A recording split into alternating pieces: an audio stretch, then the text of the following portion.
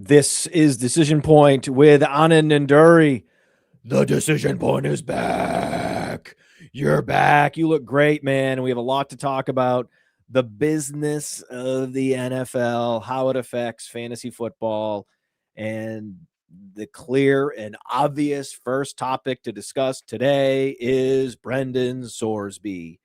Brendan Sorsby. I have to admit, I wasn't that familiar with the person that is Brendan Sorsby a month ago, but boy, oh boy, do I know who this guy is now. Just like he's the player, the athlete that I'm thinking about the most right now, and I think that's kind of bullshit. I'm kind of pissed that this is a topic of conversation. This is what we're talking about in June. That this is what people are talking about in Dynasty leagues. I can't believe this asshole is sucking all the oxygen out of the room. I mean, first of all, Matt, good to see you. Long time no see. Yes. It's a weird thing, right? Like, we have nothing to talk about right now as training camp gets ramped up. So I think this story is taking on a mind of its own further. We haven't had a supplemental draft pick since, I think, 2019? It was the Cardinals. It's been a long time, like, since we've had any situation like this. Obviously, famously, Terrell Pryor, Josh Gordon, former supplemental draft picks. I think both of those guys went for second rounders. But this is a unique case because it's not like he was really fighting the NCAA as much as he was fighting public perception. Like, if you're an NFL team taking a stab at Sorsby, it's not like he's a situational wide receiver. It's not like he's, a potential just another guy on the roster. Like, this is a quarterback. If all breaks right for you, this is the face of your franchise that we're talking about here. So excited to get into it, man. It's a very weird scenario that I didn't ever think we'd see in real life. Like, I can't believe we're talking about him as a potential supplemental draft pick. I can't believe we're talking about him as an NFL player, period. But I mean, what you'll hear from people all across the spectrum, you'll hear this guy's worth the risk. You'll hear this is something that I wouldn't touch with a 10-foot pole. What up, Dave? Sorsby. So just to make sure everyone is on the same page with us, Brendan Sorsby was accused and later admitted to betting on sports, betting on college football, with the league he was playing in, and finally betting on his own team. Yikes. That's the cardinal sin. You don't do that. No matter what else you do, you don't do that, right? We've had players accused of murder. That's the one thing that there's been a hard line on. You do not do this and ever get a shot. There's no shot, right? We are 12 years removed from Roger Goodell saying gambling in fantasy football are hand in hand. You can't play fantasy football. You can't go to a show if you're a QB. Sorry, Tony Romo, you're not going to Vegas. We're 12 years from that to now. Brendan Sorsby was once cleared in court to play potentially this season. Texas Tech finally takes the heat. The Big 12 outmaneuvers them in a court of law, and they say, shove it. We will basically cancel your existence as an athletic program. And so obviously they pull back and they say, hey, Brendan, sorry, you can't suit up for us no matter what the court said. And here we are. So now you have a quarterback that most people had, third, fourth round grade on, that is a pretty decent football player at Cincinnati. And, anybody that's garnering NFL attention as a QB particularly means you're probably a pretty good player. Now, that being said, you were at Cincinnati, dog. Like, this is the Big 12, and, you take that step up. That's why he wanted to go to Texas Tech, right? He wanted that next level of competition, potentially play for a national title. Dante Moore, obviously going back to Oregon, was a big story and a big domino shift there. But I think, had he come out, when quarterbacks typically come out, there were people, in a weak QB class, he might have gone at the end of the first round, even though he had a third, fourth round grade, because, people get desperate. And that's what happens at the end of the first round in the NFL draft. We see it every year. He should have just came out. This is the weird part. Now, he should have just came out. It's not like he was a young man. He's already had 4 years in the league, 2 at Indiana, 2 at Cincinnati. Just come out. And the thing is, no matter what it is, you can't bet on your own team. You cannot do it. That's the one hard line in the sand, right? There's prediction markets, and the NFL's in bed with gambling, all kinds of stuff going on there, right? But you take a look at this and you ask yourself the following question. Is the discount on this player that you're going to get because he's a supplemental draft pick, right? You take this player. Let's say he's great, right? Like, let's say he's Dak Prescott level good out the gate. He's still the face of your franchise. You are a multi-billion-dollar organization with a guy that checked himself into gambling rehab less than 2 months ago. This is crazy. If this all works out, this is best case scenario. What you're telling me is someone that did a 30-day inpatient program that has gambling problems that stretched back well over a half decade, right? Where he's Venmoing people, where multiple schools have been involved, from Indiana to Cincinnati. He's Venmoing people for this and Venmoing people for that. There are bets that he placed on his own. He's betting on his own team. At some point, we have to ask the question, what is worth it here? Even if he hits, is it worth it? Is it worth asking the question every time he turns the ball over? Is he juicing the spread this week? Every single time that he hands the ball off the wrong direction, right? Turns to his left instead of his right. Every time that he takes an extra step here, there, everywhere. We have people scrutinizing every drop back of every QB in sports right now. You're going to add this to that and hope that he's worth it? There is no draft pick available, period, that I would even consider. Now, again, there are people in the league win at all costs. He will get drafted in the supplemental draft. There's no doubt in my mind about it. But because the bets he placed were on his own team to win. Oh, I mean, we can spin it however we want. No, there are. I know there are NFL equity holders who love to bet, and they love the idea of someone betting on themselves. He took that a little too literally. You don't do that. But he did. He took it literally. This is what they're going to say. This is what they go, well, yeah, technically, he was putting more pressure on himself. He had more of a stake in the win than anybody on the team. You could hear that. You could hear that. I just want to take a step back, as you did. You took a step back. We're taking another step back, just to process for a moment how wild this is. This whole situation is mind-blowing. It is absolutely the product of where the culture has moved the last 5 years. Yeah. Gambling used to be stigmatized, and then Vegas became an amusement park. Sports betting was still stigmatized. And then LeBron starts to promote DraftKings. And it's like, okay, if LeBron's promoting DraftKings, what are we even doing? There's in that scenario, there's no foundation from which you could build an argument against making sports betting ubiquitous. Well, if LeBron's the spokesman, I mean, who is the most ubiquitous sportsman in the world? Well, Messi. But after Messi, Ronaldo, and a couple of these soccer players were watching in the World Cup, it's LeBron. So this is the place that we're in, where there were people at Texas Tech, Anand, who thought Sorsby was going to be playing for them. Yeah. Yeah, they actually thought that. They thought that, there was an injunction granted by a judge, therefore he's going to be under center for us. Let's go ahead and project a couple extra wins for the Red Raiders this year. Yay. I'm sure boosters got together. I'm sure there was a group of boosters that got together and, had a party, or at least a toast to Brendan Sorsby, right? I'm sure they did. They toasted him and they said, it's going to be a great year, for Texas Tech football this year. And it's like, think it through, think strategically about what's going to happen if he's on the team. How will other schools react? Right? How will the campus react? How will the teammates react? You just think it through. And then you're like, okay, I could see him winning over the fans and the student body. Okay, I can see him winning over his teammates. Okay. But it stops at you are a member of an organization of football teams and athletic programs.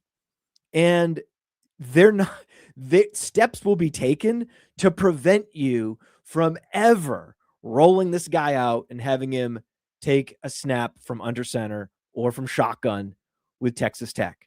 They will ban the school. Athletic directors will remove all Texas Tech games from all schedules across all sports. Right. Okay. And then every member of every team is going to be lining up at the door of the athletic director saying, you need to fix this. Yeah. And the only solution is Brendan Sorsby will never step foot on Texas Tech. He'll never throw a pass for Texas Tech. He'll never see the locker room inside Texas Tech. It was never going to happen, regardless of what the judge ordered. Who cares? You're part of a community. You're part of an organization. You're part of a larger collective. And that would never happen. And yet now he's going to go professional. And historically, that's never been allowed. No. Right? No. Players, professional players, openly betting on sports has never been allowed. In fact, they're the biggest sports scandals in the history of American sports. The Black Sox scandal, Shoeless Joe Jackson. Shoeless Joe Jackson is looking around right now going, holy shit. Yeah. He's like, I can't believe this. He is shaking his head. That's probably one of the most despondent people in heaven or in the great beyond, wherever they are. Yeah. Right. He has to be despondent. Like, I don't know if when you go to another place after death, if there are days and nights, if you sleep or not. I have no idea how it works. But if they do sleep, right? If dead people, right? If their souls sleep, every day that soul wakes up, he's like, I can't believe it. I can't every morning. I can't believe they're doing this with Sorsby. Do you realize? I mean, I'm sure it's an obsession. Every time he gets together with his friends, let's say it's heaven. Like, Shoeless Joe, you're in heaven. I don't know if he was a bad guy personally. I have no idea. But let's just say he found a way to get into heaven. He's in heaven, right? He's hanging out with his friends in heaven, and you know, hatless Larry or whatever. and he's like, can you believe it? And they're like, hey man, that's all you've been talking about is a Sorsby guy for the last 3 weeks. You got to knock it off. Let's talk. Pick any other topic. He's like, I can't believe it. Do you realize what they did to me? And then Pete Rose is like, I'm alive. Look what they did to me, and I'm alive. I can't believe the times we live in right now. And so I just think that it's so jarring, and it's such a departure from norms and rules, right? Just social rules and norms that I still, just like I had a hard time believing he would ever see the field at Texas Tech, there's a part of me, because I'm a boomer, that I can't actually project in my mind the vision of him playing.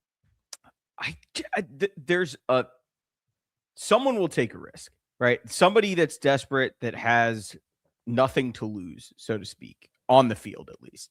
I mean, we had a team trade for Deshaun Watson, famously, right? Like there's a lot going on here. So there are varying levels of insanity to this story, right? One is that he's in the supplemental draft and is available to be drafted, right?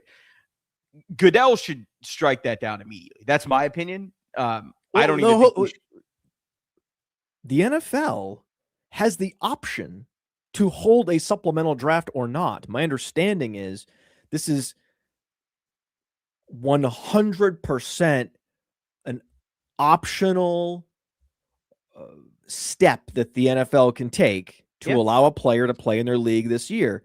I don't think there's no collective bargaining element to this where it's been agreed upon that is this like a US labor law? Where does this come from? This idea of the supplemental draft and that it's necessary? So basically, the idea is players that missed the deadline to apply for the original draft for whatever reason. Sometimes it's suspension, sometimes it's eligibility exhaustion, whatever the case is. Obviously, this is a very unique case in that he still does have eligibility for college, but not necessarily anywhere to go. So as far as the labor law and that side of it goes, I have no idea. And the reason I have no idea is basically because a court in Texas said, well, NCAA, you have no power here. He can do whatever the fuck he wants. The real issue here is that the NCAA has no agency to do anything. In court, they get curb stomped every time they go. That's the real issue here. But overall, right? But in this one case, the NFL could basically say to Brendan, hey, dude, take a year off, prove to us that you've changed, go into the 2027 draft. They are not doing that. And instead, it's now a situation where some would say it's the best of both worlds. I think I read something yesterday that Texas Tech isn't asking for his NIL money back. So the man made $5 million. That was the reported number, to show up on campus for a couple minutes, get his rehab paid for, and then go to the NFL. Like, all of this is totally unprecedented. And I remember you and I weren't close yet, but I'm sure you remember when Christian McCaffrey opted out of a bowl game and it was the end of the world, right? Oh, now that's commonplace, right? Yes. Right. So the question becomes, is this truly a one-off thing? Because we know he's not the only player doing this. There is no way that of every player in Division I college football that he is the only one doing this. Now, he's the first one to be caught. The only reason he went is because he was going to get caught. They knew someone had information about what was going on here. And now the question becomes, if you're an NFL team, right? Let's say it's the Eagles, right? Howie's pretty sharp, loves to get a value, right? Let's say that the bidding he goes for like a 5th round pick. Well, he's better than a 5th round player. Clearly he's better than, what you would typically find in the 5th round, especially at QB. So Howie takes a shot at him. The question that I have is, if you are someone else in the media, right? This isn't really our lane of talking, but if you're someone else in the media and Jalen Hurts starts to throw 3 to 4 really bad interceptions, right? And it's to the point where, like, there was that Carson Wentz, Jalen Hurts, like, Carson's doing so poorly that we might have to give Jalen a shot. Are you really going to give Brendan Sorsby that shot? Are you telling me right now, like, objectively speaking, that you would feel comfortable putting him on the field in 2026? Sure, it may be last-ditch effort. It may be he's the 4th-string emergency QB. Kendall Hinton started a game for the Broncos, and he was a wide receiver. We've had a lot of weird things happen in the NFL, but I'm saying, if you are a owner of a $1 billion+ franchise, are you letting that guy represent you in any manner on the field? Because it's one thing to take 2 to 3 years and let him sort through his demons and whatnot. We are talking about, this came out in April. This came out in March, right? Like, we're not even 3 months away from the start point of this. What are we talking about here? This is insane. I can't believe that there are people discussing, oh, he would have gone for a 1st-round pick. Yeah, but totally different scenario now, right? Like, back in the day, we had a obviously different scenario. Greg Hardy, established NFL veteran, right? Gets accused of horrible domestic violence, eventually signs a contract. Brett Favre, at this point, known pill popper, never got caught for it, but it was well known, right? He comes out, puts out a memoir about it, all this stuff. But again, already established NFL player, quarterback. Did you read that memoir? I read pieces of it, but Is it any good? It didn't keep me long. Can't be good. But you look at all these things, right? And you're sitting there and saying there's a track record of he can play. Here, we don't even know that. We are hoping that he might be a capable NFL quarterback. We don't even know that much at this point. And what you're telling me is you might be blackballed forever as an NFL franchise for taking a shot on this guy. Now, again, we've covered this ad nauseum on our show. Atlanta has avoided all flack for their pursuit of Deshaun Watson, right? Because they weren't the ones to actually get him. That's other wow. Talk about memory lane. Other teams in the FBS would have grabbed Brendan Sorsby, probably would have done what Tech did. They were just the ones caught holding the grenade when it went off. That's right. If you're the NFL, you know. There's no guessing. Now you know what the fallout is going to be. You know what people are going to say about your organization and what you're essentially condoning here. I cannot believe that there are people like, Brendan Sorsby, for the value that you could get him. Yeah, great value. If you can get him in the 4th round of the supplemental draft, that's great value. The question that I have is he playable? Can you actually put him out there? Because if you can't, then it's a wasted draft pick. You're buying the shirt that's a size and a half too small, hoping that one day you lose the 25 pounds to fit into it. It sat in the back of your closet for 4 years. What are we doing here? If you don't think that you can actually play him, that at some point he will actually be able to play in the NFL, I don't understand. If you're Roger, first of all, he's got to go on the exempt list immediately. How long is up to them. But secondly, this has been a lifetime ban thing, right? The players that got bounced, right, for months at a time, I think it was 6 to 8 games for most of them, were caught betting on baseball games within an NFL stadium, within their hotels. That's the precedent here. Now you're telling me a guy has bet on his own team? No way. I personally do not think that he should ever play. Do with that as you see fit, but I can't believe that someone will actually hand the keys to him of an NFL franchise and say, all right, kid, go. You got the help. Go. I don't see it. He has not yet had a 3,000-yard season, even though he's had 2 straight seasons with 12 games started at Cincinnati. His completion percentage actually went down from 64% to 61.5%. His TD to interception ratio, though, went up. And that's the best thing he has going for him in terms of his resume. 26 touchdowns, 5 interceptions in his last season at Cincinnati with 580 yards rushing. So he takes care of the football, he makes plays, and he can extend drives with his legs. That guy's a day 2 pick all day. Yeah. Okay, that guy's a day 2 pick without the baggage. He's at least a 2nd round pick. Would he make it into the 1st round? I believe he would have this year. Ty Simpson was a top 15 pick. And that's his closest comp.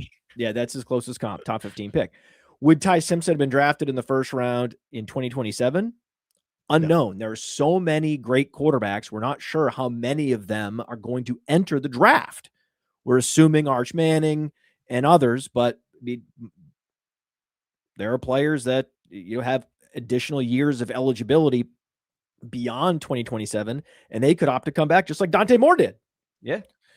So, but there is a world where there's such an influx of elite quarterback prospects in 2027 that Sorsby, even without a gambling addiction, would have not been a 1st rounder. Yeah. Those saying he's a 1st rounder is that is a projection. But the thing is, there's a lot. There was a quarterback from Cincinnati, and his name was Ritter. Remember him? Oh, yeah. Right? Desmond Ritter. Mm-hmm. Went to Atlanta. Desmond Ritter's year, there were a number of quarterbacks projected to go 1st round. Do you remember this? Yeah. Malik Willis. I can go down the board. Do you remember a guy named Shadur Sanders? Right? There's a lot of quarterbacks that are projected to go 1st round, and they never sniff the 1st round. Especially in a super deep class, this guy's profile is not a 1st rounder. He's not. So stop calling him a 1st rounder, a projected 1st rounder. That's not what he is.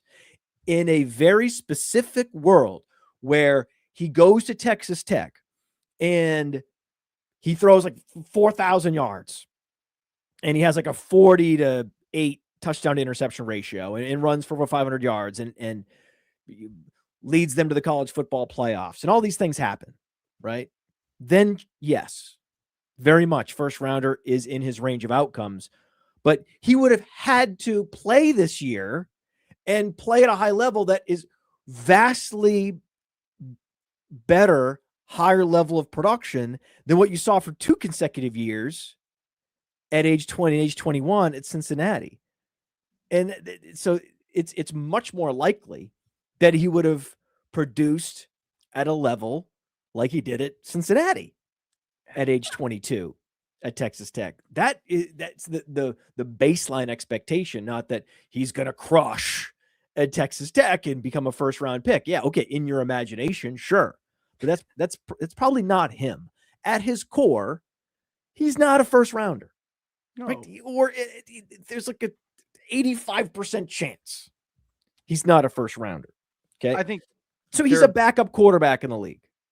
Okay. I think realistically speaking, yes. He's a backup quarterback in the league, right? He is like I look at him like a bigger, faster, stronger Sam Howell. That's Brendan Sorsby. But that guy has value in superflex leagues and Dynasty. That guy's going to have some value. That guy's going to see the field at some point. He's going to start some games. Spencer Rattler started games last year. Let's go down the list of guys that started games. But no, Spencer Rattler just didn't come in and start a couple games because the quarterback had a broken wrist. He came in as the starter week 1. Right. So it's very much in Sorsby's range of outcomes that a year or two from now, he could be the starter week 1. That is very possible. But first round talent, no, probably not. No. Okay. So then you have to ask the question, okay, you're an NFL team. Is it worth it? Is the juice worth the squeeze right now? What you're saying is, in a rational world, 32 teams would evaluate the risk of Brendan Sorsby to the league and their own team, and they would opt out of bidding on him in the supplemental draft. Yeah. I think realistically speaking, they won't, because there is a competitive advantage if he's good, right? Like you just said, he does have value.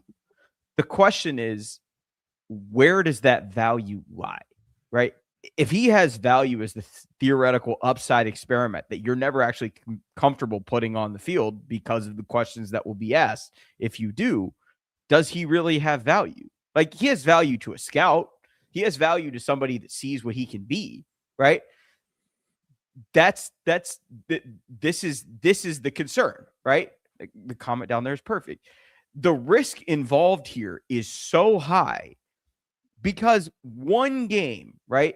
One game that he decides, oh, I can give my buddies a tip on this wide receiver that might be out today, right? I'm not actually gambling on it, but the group chat's still in it, right? It's one decision like that then somebody asks, well, is the league entirely just compromised, right? Should we have DraftKings as a sponsor? Should we have all of these things? You're so close to that line already. College football is a different entity because you're talking about mostly 18 to 21-year-olds. The conferences are their own entities. The schools have much outside of football to talk about, but the NCAA kind of did the student athlete thing as guys for a long time. The big bad wolf had no bite at all. This is different. You are getting drafted onto a team that has collective bargaining. You have rights. The union will protect you. The question that we're asking ourselves here is not, can Brendan Sorsby play at the NFL level? Clearly, the answer to that question is yes. Otherwise, there would be no reason for a supplemental draft, and he, like many others, would have just gone their way to the CFL or the UFL or abroad or do whatever.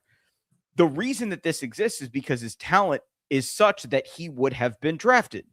Now, where is what we're discussing right now? I personally would not do anything other than a midday 3 pick on him, because even best case scenario, like we're talking about, there are going to be a lot of really difficult questions to answer about him.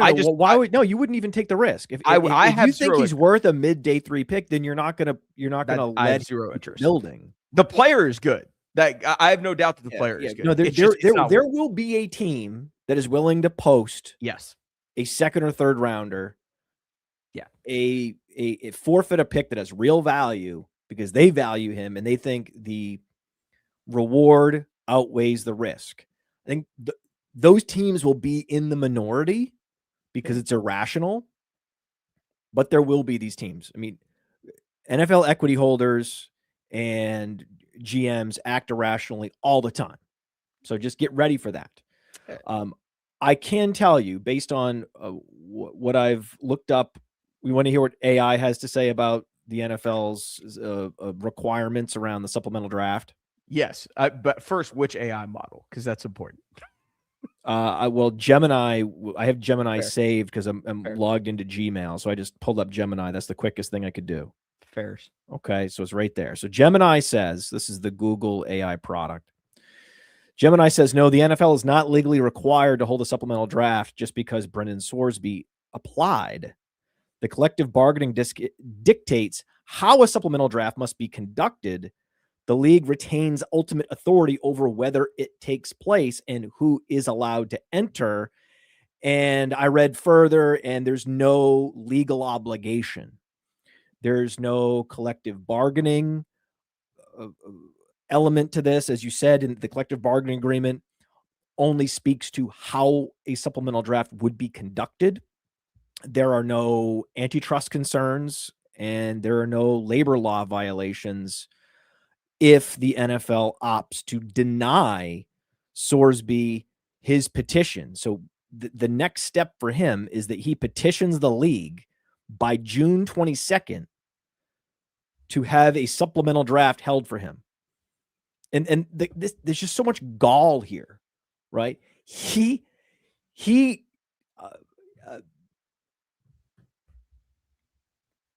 torpedoes his own career, right?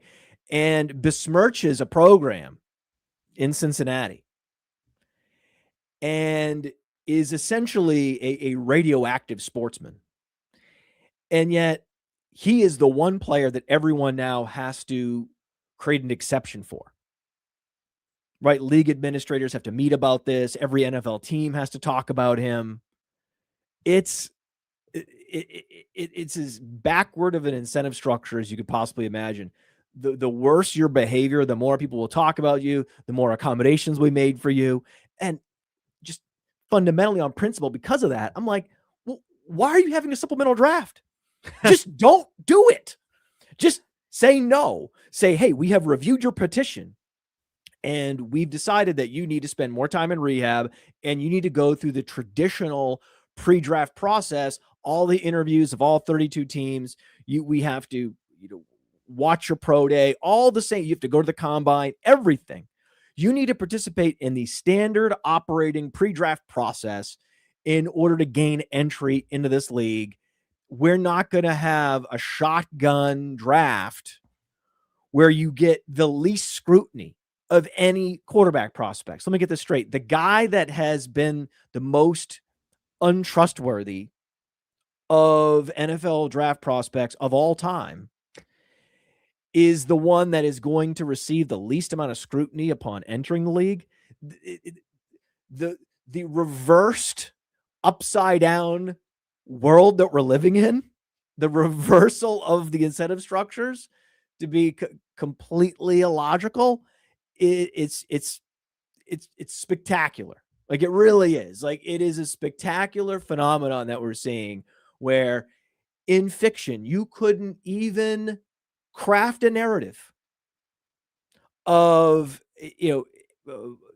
the perversion of incentive structures for a given player's behavior.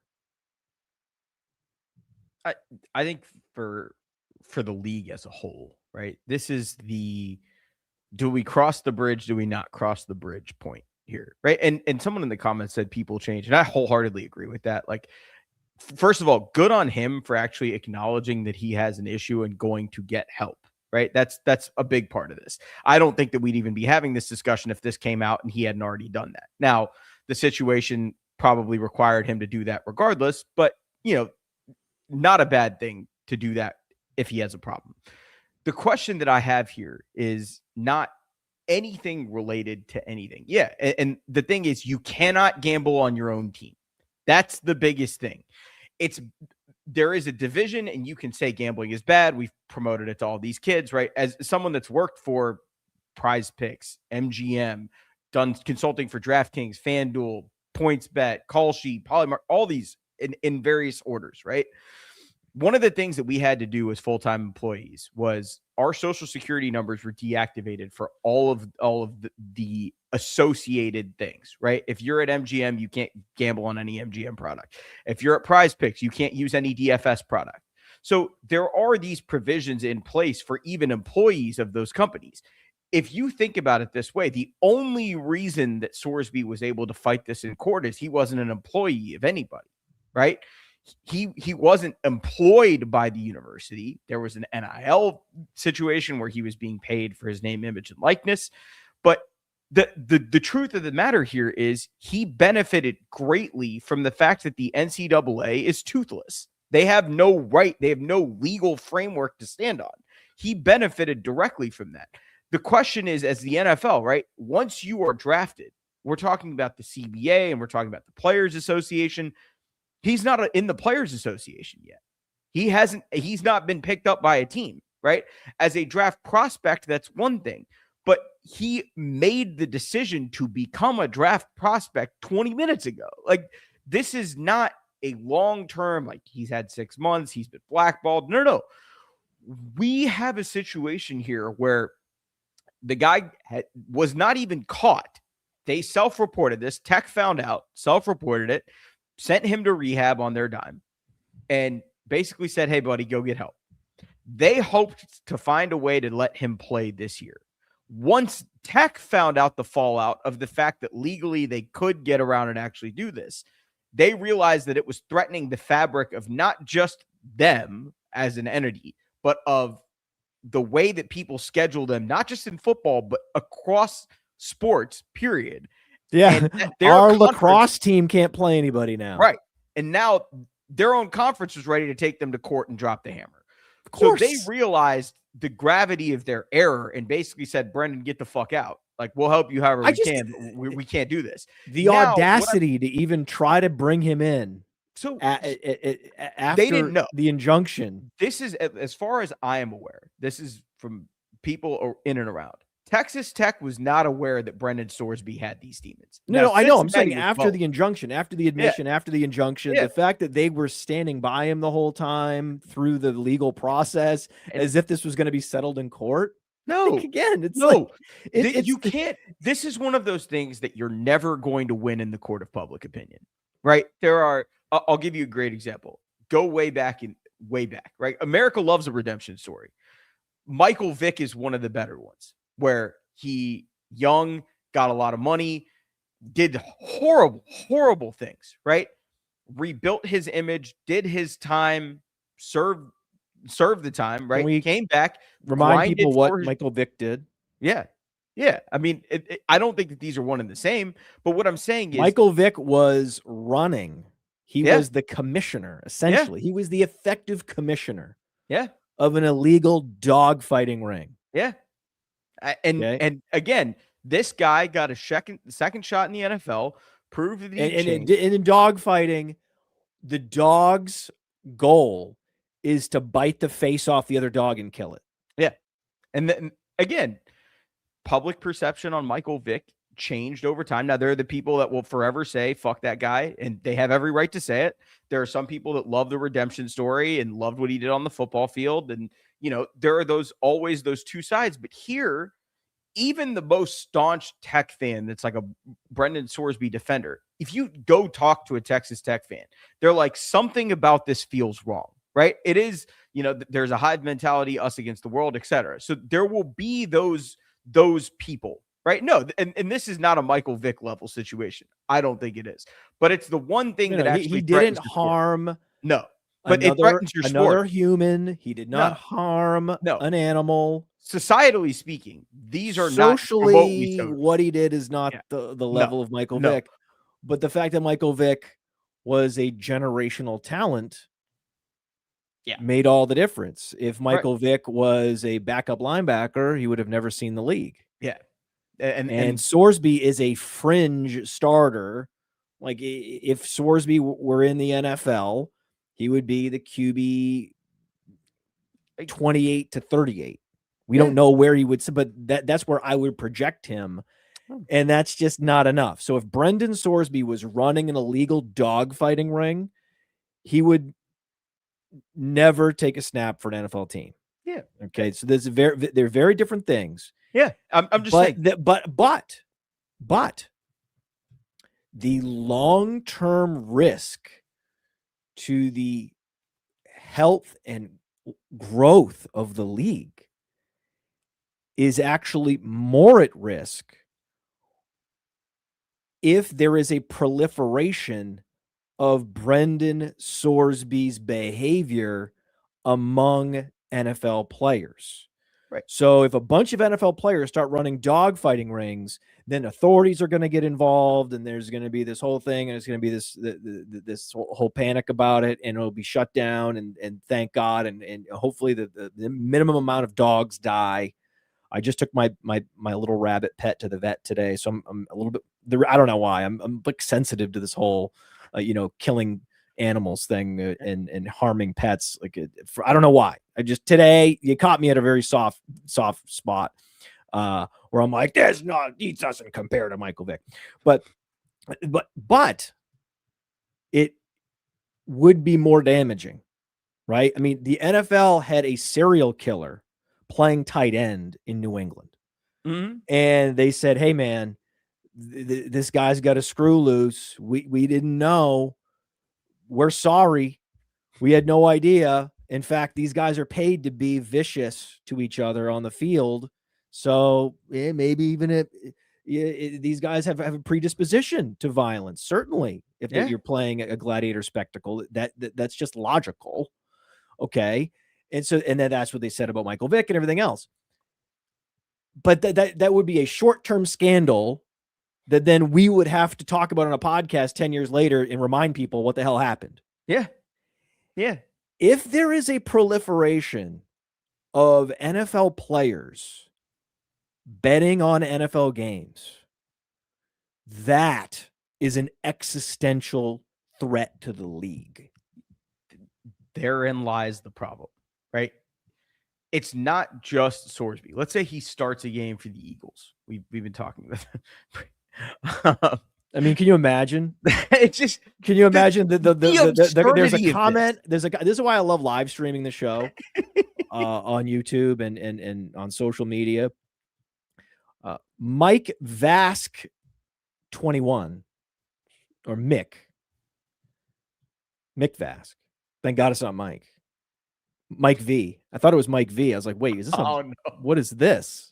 What is this? Who is this apologist? No, that's not what's happening. Mick Vask 21 writes, Sorsby about to get caught betting on rabbit fighting. And that is a thing, by the way. That is a thing. And it's all sad. It's all sad to me. I don't want to go down this rabbit hole. Oh, Dad! Oh, Dad! no. Oh, Dad! No. Oh, come Dad. on. Why, Dad? Why? Why? You had one job. I had one job. God damn it. I had to do it.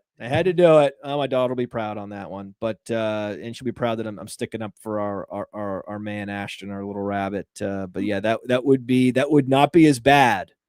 That would not be as bad because you can go to French restaurants and order rabbit.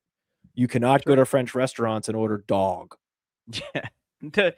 The really strange part about this is this all happened so quickly that it was like Tech and Sorsby against the world real quick. And now if you're the NFL, right, you have all the information. This is not sneaking up on you. We just touched on this, but the real scare here is he starts for somebody and people start betting the other team and betting the other team and betting the other team, right? Now, someone in the comments put something else in there that I think is interesting where they were talking about how NFL players are betting all the time. Yeah, it's on somebody else's, like that they're betting through their cousin or through whoever, right? Now, we can't stop everybody from doing that. It's impossible. There's no way to put barriers in place to prevent that. It's just not possible. Human beings are going to do whatever human beings want to do. In this case, though, you are in a spot where he may be the sacrificial lamb. Like, he may be the guy that gets caught and it is blackballed, and they basically draw the line and say, this is the guy that we're going to make an example out of. The reason that I say that is every other sport has had their, era of scandal, right? We've had, you brought up Shoeless Joe, right? The Black Sox. There are a bunch of. I feel so bad for Shoeless Joe. Right? He cannot, wherever he's looking down from or up from, probably down again, probably down. He's so confused. Oh yeah, he can't believe it. This guy, again, I don't know if they sleep or not wherever they go, the souls, but there's no way he can get over this. There's no way he can come to terms with this. How do you prove collusion? That's the thing. Guy. How do you prove someone fixed a game? This isn't Paul Crewe in The Longest Yard. Shout out Alan Sandler. Like, this is not one of those things where this is a movie set. This is real life, right? There are 22 players on the field at any given time. How are you going to prove that a quarterback is throwing games or not throwing games? It's all perception. And the thing is, so much of it has been, well, the NFL would never really get in bed with gambling, right? Well, now we have DraftKings sponsorships and all of this other stuff, right? So systematically over time, we have pushed the line just a little bit here and a little bit here and a little bit here. But this is the one thing that we've always said, no, absolutely not. Never, ever, ever, ever, ever, ever, ever. And now we're having a discussion about it. That's terrifying. Because God forbid we have a scandal in the NFL where, people are point shaving or at some point we have someone betting their own unders or, there are so many different ways that this could go horribly wrong. It's a risk assessment at this point. And if you're an NFL team that has an owner that wants to win above all and you have a coach that you think can hold it down, cool. As a league, what do you do? That's what I'm much more interested in. The teams will take a shot on him, I have no doubt. But as a league, what do you do? Let's say he has to start a week 15 game, right? Hey, who's that guy? Looks a lot like LeBron. I have LeBron up on the screen, a LeBron offer. We're not sponsored by DraftKings, but apparently, according to LeBron, if you bet $5, you get $300 instantly in bonus bets. Right? Only for new customers. If you've used the app before, no good for you. This whole scenario is so extremely strange. Oh, good. Doomy McSludge. Imagine if Vegas. Doomy. Well, first of all, we have to just give Doomy his due. Okay, can you? I mean, the puns here. I mean, I'm feeling good. We're Doomy. We're gonna give him his due. Doomy McSludge. His avatar is the dude. Right, and it's the dude when just after he pulls his head out of the toilet and he puts his sunglasses back on, and that's great. And that all of the best scenes in that movie are involving his sunglasses, because when they're shaking the Walter's shaking the cremated remains. Remember the wind blows and the dust he's like getting on his sunglasses. Like that may be the funniest of all scenes in any movie. When when they're spreading Donnie's ashes in The Big Lebowski, I don't think it gets better. I mean, let us know in the comments. Let us know in the chat. Put it in there. Like the show. You're supposed to like the show. If you like the show, if you like this,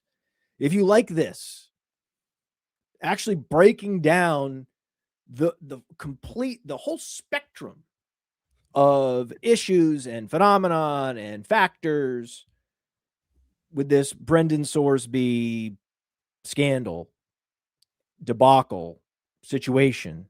If you like this, like the show, wherever you are. If you're listening to the podcast, share it with a friend, and also comment, right? Comment what your favorite scene is from The Big Lebowski. I would like to know. Mine's the spreading of Donnie's remains. It just because the deadpan look from Jeff Bridges, the dude, it's something that I aspire to. Like when I want to give a good deadpan, I try to channel him like that. That is the best. And this comment is dead on, man. First of all, epic movie. But weirdly enough, right, Vegas is known as this thing. Like there have been a million memes of Fernando Mendoza, like about how funny it is. Clearly, you're not a golfer. Again, so these just quips. So good. It's the deadpans and the quips that just So get me every time.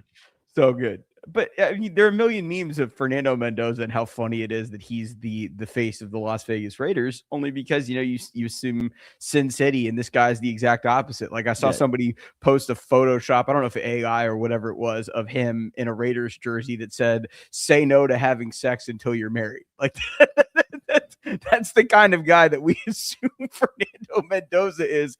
And imagine dragging in Sorsby as his backup, right? Like him and Cousins and Sorsby. Like, you know, what a room.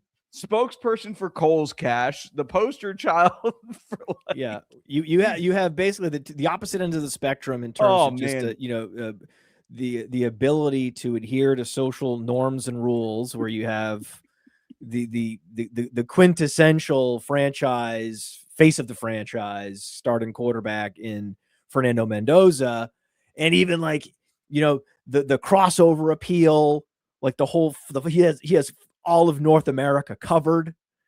And then you've got Sorsby, who's in the opposite end of the spectrum, who's just trying to push the envelope, right? And it doesn't care if whatever he's doing is stigmatized. And then you've got Kirk Cousins, who's like, "Hey man, I get you like to make this extra money on the side. Like this is the Wild West right now. I make my money the old fashioned way. I hold out." So right, they're cowboys. They're sports cowboys in different ways. But the bottom line is there's a lot at risk here. This is a potential Pandora's box for the NFL, specifically because the sport itself is very easy to rig if a player was so inclined. It's much, much harder for someone playing baseball, for example, where the biggest scandals have been. But there's also basketball, Tim Donaghy, right? We have Chauncey Billups. So you have multiple betting scandals in the NBA and in the Major League Baseball, and yet somehow the NFL has remained unscathed. I mean, they've been scathed in all these other areas. Like they've had, guys throwing women on beds of guns and serial killers and the spectrum of sort of violent behavior, but at least they didn't bet on the games. Right. Now it's like, well, actually, I don't think this is a comfortable conversation to have, but we need to have it now. Might as well. It's June in the off season, nothing else to talk about. If I'm a linebacker, throwing a game would be easy. Yeah. If I'm a cornerback, throwing a game would be easy because I can give maximum effort. In fact, I can even make it look like I'm giving 120%. But if I take a slightly different angle, that guy's gone. Well, therein lies the problem, right? We don't know the assignments of all 22 players on every play. So winning is shout out to he said, "This is not Nom, this is bowling. There are rules." So we're getting some really good quotes. We are. But the biggest concern is, you know, we already have people that think that it's a framed product, that, you know, the winners are decided in advance, etc. But in this case, you have a legitimate question being asked, right? We have a guy that has a history of gambling addiction. We have a guy that's bet on his own games at 2 different schools. We have a guy that was trying to get to the 3rd school, right? And so I think the funniest part about this, given what we do on this show, is you're going to see similar fallout between dynasty managers and their commissioners as to what everybody's going to do with him, because there are some people saying push him to 27. There are some people saying It's a Oh, fab edition. There's all kinds of ideas I've heard out there. So if you are I have commissioner, what thoughts do you on do? that. Oh, Anand. Oh, Anand, you're gonna wow. Talk about a Pandora's box. Oh, do I have thoughts on that? But it is. We are setting up, and the NFL is walking eyes wide open into this brave new world of the players that are playing on the field have a history of gambling on their own sport and on their own team. And you before Brendan Sorsby entered the league, you couldn't say that. No, with certainty, right? No. Keishon Butte, there's been scandals where players were betting and were rehabilitated. Calvin Ridley. Yeah. Okay, we've had this, right? This it's not the first time ever, but this is I don't remember hearing that Keishon Butte or Calvin Ridley ever bet on their own team in the NFL or in college. So I think this is crossing the Rubicon with Sorsby, and the quarterback position of all positions is the easiest. If you were, I mean, it is the hardest to play and the easiest to throw. Yeah. Right. Again, to throw the game. Oh my God. This is too good. I don't know. How am I so good at this? Yeah.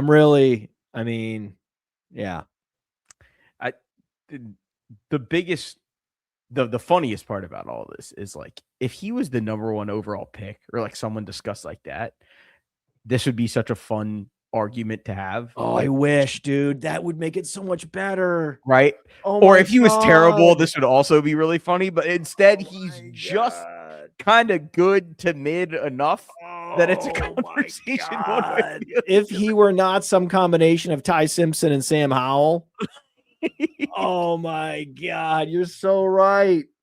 It would be really good. It would be wow. We've made a meal out of this already. I mean, this is almost half the show is dedicated to Sorsby's like NFL status. We haven't even gotten into like what are we going to do with him in dynasty leagues. We haven't even gotten into that yet. I think you should get into it, man, because I don't know what the hell to do. I have no idea. All right, so I have thoughts on this, and I'm trying to pull up a sound effect. For some reason, some sound effects were deleted from my my little studio here, and so I have a sort of a hi-hat, joke, a little rim shot sound effect. Oh no. So I just want to say this, it's so late, right? It's so, I can't even, I mean, it did. I can't even, I'll use it. We're now like 3 minutes since my last pun, but I'll just, here you go. Okay. I mean, we needed to do it. It had to be done. Now it's been done. And it's 3 minutes late because I produce my own streams and podcasts here. So that's it. I mean, so if I'm Roger Goodell, I am not holding a supplemental draft, and I'm going to force Sorsby to go through the pre-draft process. And if a full and complete reckoning happens between now and then, it also just buys time, right? It buys time for everyone to think about this. It buys time for him to prove himself that he can manage this habit, right? So there's a bunch of things, a bunch of positive supporting data elements and data points that could come in on this in the next year that would make everyone involved and everyone with a stake in the NFL and the NFL's integrity feel a lot better. Yeah. So why rush into this? Given the risk to the integrity of the sport, a sport where the franchises are worth multiple billions of dollars, to let the QB 29, future QB 29, call all that into question and risk it all for QB 29 for Sam Howell 2.0, I would not do it without another 10 months of pre-draft scrutiny. And that just means saying, thanks, but no thanks on your supplemental draft request. Your petition has been denied. And they can lay out a number of reasons. And because most people don't want him in the NFL, the vast majority of people do not have a stake in Brendan Sorsby's participation in the NFL. Most people would rather he never enter the NFL because they understand this risk and they love the league. I love the league and I don't want them to risk it. Yeah. Right. We have a whole business built around this league. I don't want them risking it for Brendan fucking Sorsby. Yeah. Right. So, this isn't Arch Manning, man. If it were Arch Manning, it would be a different conversation, like you were saying. Yeah. So the right thing to do is to make him wait for the pre-draft process and do not honor his request for a supplemental draft. That's what I would do. Now, will they do it? I doubt it. I think he's going to be drafted in the supplemental draft, which brings about question number 2, right? Where do you think he's going? I think he's going in the 3rd or 4th round. Like, to which team? Any of the cellar dwellers. Take your pick. The Jets, the Browns, anybody that's looking for a QB that's just looking for a cheap ticket with upside. Anybody that does not have their 2027 starting QB on their roster. Someone in the comments dropped Pittsburgh. I think, I don't think that would be ridiculous, right? Like there are a lot of teams where either they have a guy on a bridge that's a 1-year guy, or they just haven't figured out quarterback in the last 5 years and they're still throwing darts. I mean, somebody's going to take him, man. Like it's like we led this off with. Somebody will be okay with the risk, the trade-off, risk reward. I just don't see the reward side of it. Personally, for me, I would not. I'm not even comfortable submitting a pick for him, but he has talent, and ultimately that talks. So, give me if we're just throwing out a round, I think probably a 4th round pick, maybe even pushing into a 3rd. That is what's going to happen. That is exactly what's going to happen, and he's going to go to Arizona. Yeah. Who we had just an owner intervene in the NFL draft just recently. Mm-hmm. We had the famous intervention for the Browns to go after Deshaun Watson. Yep. Right. Who's the owner there in Cleveland? That would be the Haslams. Jimmy Haslam. So Jimmy Haslam said, we got to get this guy. And he was dead wrong. Jimmy Haslam, very, very bad quarterback scout. Very bad. Very bad. Very bad judge of character. Very bad quarterback scout. Just bad on all accounts. Bad. Stay out of the front office, Jimmy. So Cleveland would be another option, right? So we've seen owners meddling in Cleveland. We've seen owners meddling for Jeremiah Love, insisting that they draft Jeremiah Love, which, the roster watch guys insist that that was an owner pick. And I think that McShay is really the one was talking about that Love is going to go to Arizona, and it's not Monty Austinfort's fault. Yeah. Right. So those are the types of teams where you could see it just takes one guy. If you have a super powerful owner and they are used to just doing whatever they want, regardless of the social consequences, regardless of what the opinion of the other equity holders around the league are. We've seen it in Cleveland and we've seen it in Arizona, and those two teams just happen to need quarterback more than any other. Yeah. So that's probably where he's going, one of those two places. And you're talking about guys that are not used to hearing the word no. So whatever they want, they get.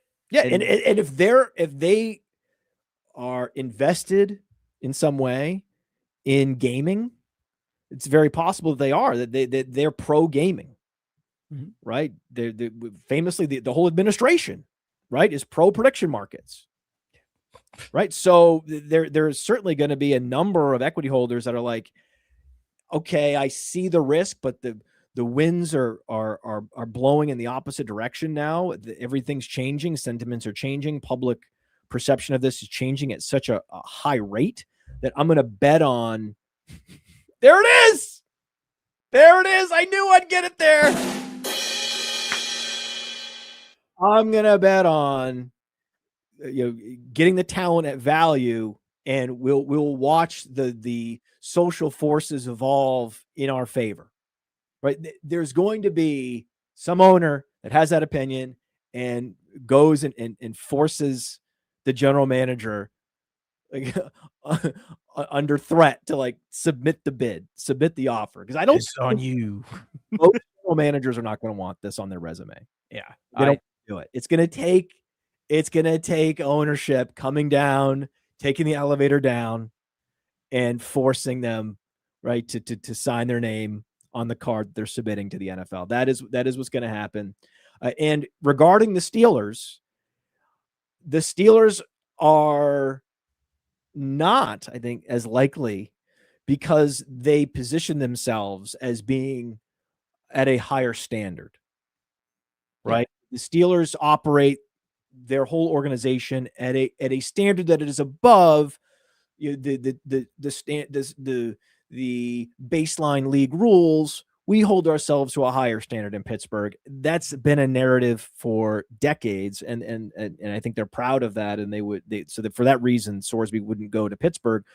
Pittsburgh has a lot of problems, and we're going to talk a little bit more about Pittsburgh a little bit later in the show. So we'll get to that. This might be a long show because I need to talk before we get into anything beyond Sorsby about the Dynasty League implications of this, because I think for Dynasty Leagues, Sorsby should not be in the player pool for 2026 for a lot of the same reasons. That I think Goodell should reject his request for a supplemental draft. Dynasty leaguers should reject sort of any proposals to have Brendan Sorsby enter their 2026 player pool. It's just not worth it. It's not worth it. There's not enough upside. And to me, it's all downside and inconvenience and stress and tension for no reason. That's like my operating position, my baseline operating position on this is that he's not worth the hassle, just as a starting point. The question that I have is, if we just inserted him into 2026, take the gambling out of it, right? We just inserted him into the 2026 player pool. Super flex, where would you take him? Realistically speaking, like where does he slot into that 4-round draft for you? Well, if he were smart and decided to come out in 2026, then I think he would have done well in the pre-draft process. Like NFL evaluators, scouts, and think that he has the tools to be a first rounder. We talked about that. Yeah. And so I think he would have done well in the drills. I think he would have flashed athleticism, and he would have built a Ty Simpson-like case. I don't think he doesn't have that Ty Simpson production, didn't play at a program like Alabama. So I think you're talking about a discounted version of Ty Simpson because there was very little quarterback talent in the 2026 draft. He would have gone late first round or early second round. I think in 2027, I think the competition is so steep that there's no way he would go first round, or there's a 15% chance that he would if he had dramatically exceeded expectations in Texas Tech at Texas Tech during the 2026 season. So late first, early second is where I would project. Let's say like I said, we'll stick with this. I'm going to stick with it. Pick 29. Right. And so functionally in super flex, if you're drafting, right, would he make it for you into round 1? Because we had a weak draft class this year overall, right? There were a second round pick in this draft was basically a pick your flavor because there's no consensus. Nobody really wanted a bunch of the second round players this year.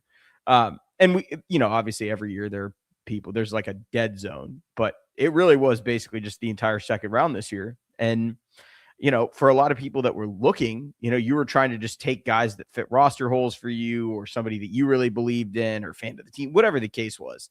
Because there were second round dynasty picks were trading for basically nothing. And obviously that makes him a borderline, like, end of first, early second guy at worst. So, I mean, he has value in dynasty, objectively speaking, because this draft sucked. Does he have the same value next year? That's really where I put the odds on this, right? You've already had, anybody with common sense has already had their dynasty rookie drafts. If you haven't, then sure, whatever. But most people have already had theirs. So what do you do with him? Do you hold the fab auction thing? To me, was very dumb. That doesn't make any sense. Having a, but that's the most popular. Yeah, I mean, but then again, right? Like, I don't think that's fair. Pushing him to 27 is probably the fairest way to do it. But the argument that people will get, and the pushback, the most valid criticism of that I've heard is, well, why would a player earning points potentially during the 2026 season be ineligible to be rostered in 2026? Right? That would be the worst. Wouldn't that just be the worst? Wouldn't that be so bad? That would be terrible, Anand. I saw this in one of the chats in one of my leagues. That would be so terrible. Terrible. Oh, it's so terrible if a guy is accumulating stats on an NFL field and he doesn't help any fantasy teams this year. Oh my God. How could no. I can't believe that. The guy goes out and he puts up 14 fantasy points against the Bengals. And he doesn't get to help my team, even though he would have been on the bench. But I should get those, somebody in this league. Like, who is this person? There's no all-seeing caretaker of dynasty leagues who's only thinking about the collective. Oh, all these points, they need to be allocated to teams. Oh, we need to make sure. What about all the players on the waiver wire that produce? Well, those teams never get those points. The only dynasty managers that are advocating that he be dropped into the 2026 class retroactively are those that think they're going to get a deal and acquire him for themselves. They're not thinking about what's best for the league. Anyone that's thinking about what's best for the league, the integrity of the dynasty league, are the same people that, again, would have a similar opinion of the NFL and what's best for the NFL, which is a conservative approach, which is just let the guy enter the 2027 draft and be done with it. It's just a very simple, elegant solution. And then there's nothing that there's no extra, management. There's no extra debate. There's no extra rules and regulations that you need. It's almost too simple, right? I don't know if the chat has an answer to this. So if y'all are out there, find out for me.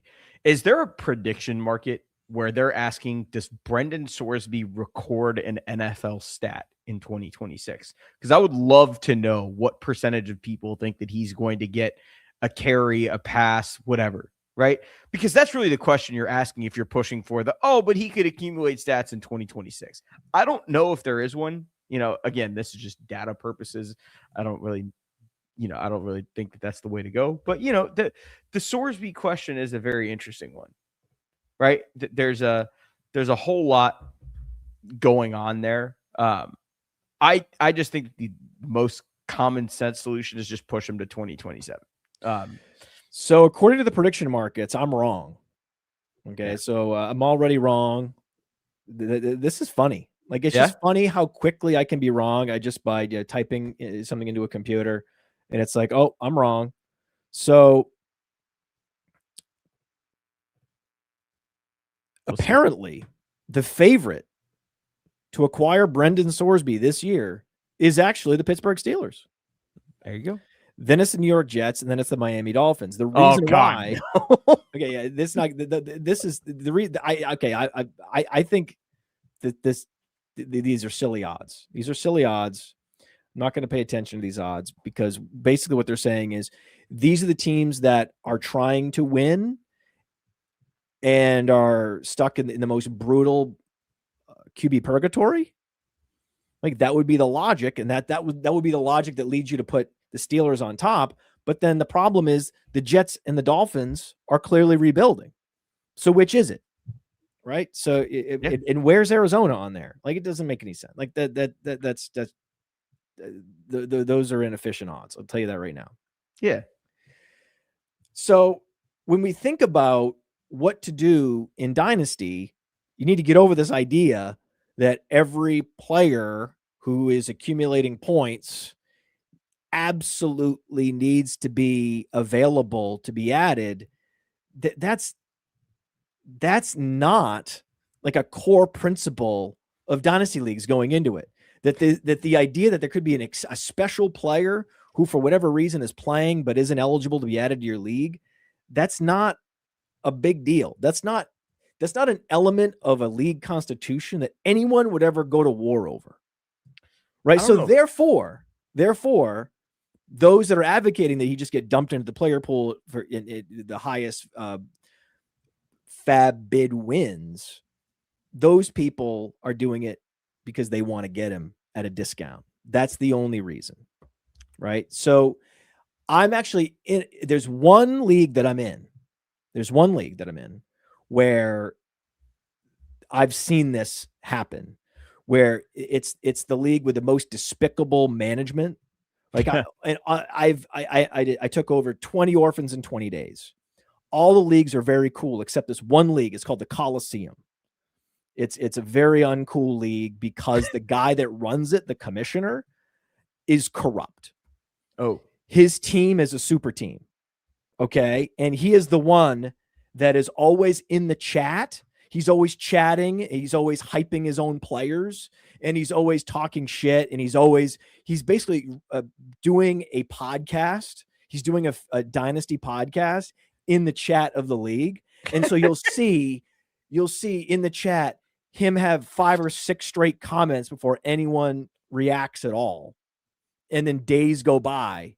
And so he's basically doing a podcast in the chat for himself. And then so once in a while I'll stumble into the chat and I'll look at it and I'll be like, oh my God, gross, this guy. Right. He's like the classic try hard, thinks he's a Dynasty genius. In fact, I think that's like in parentheses under his username, he says Dynasty mastermind or whatever it is. Like, and he created this league so that he could win it. Oh, clearly. Right. And so whenever you see a commissioner has by far and away the best team, always be skeptical. Like as soon as I saw that, like that was one of the mistakes I made, is that I should have scrutinized some of these teams that I took over and the leagues that I took over, not just scrutinizing the team. I learned the lesson quickly to scrutinize the team. I took one team that wasn't properly scrutinized, and I talked about it on the Trade God show, and that was a mistake.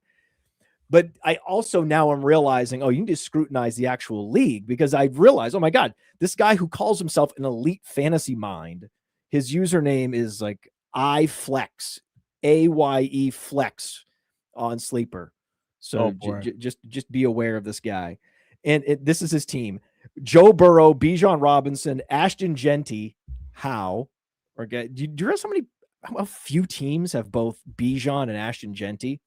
Oh, Jamar Chase, CeeDee Lamb. Okay, it keeps going. It gets better. No, this is absurd.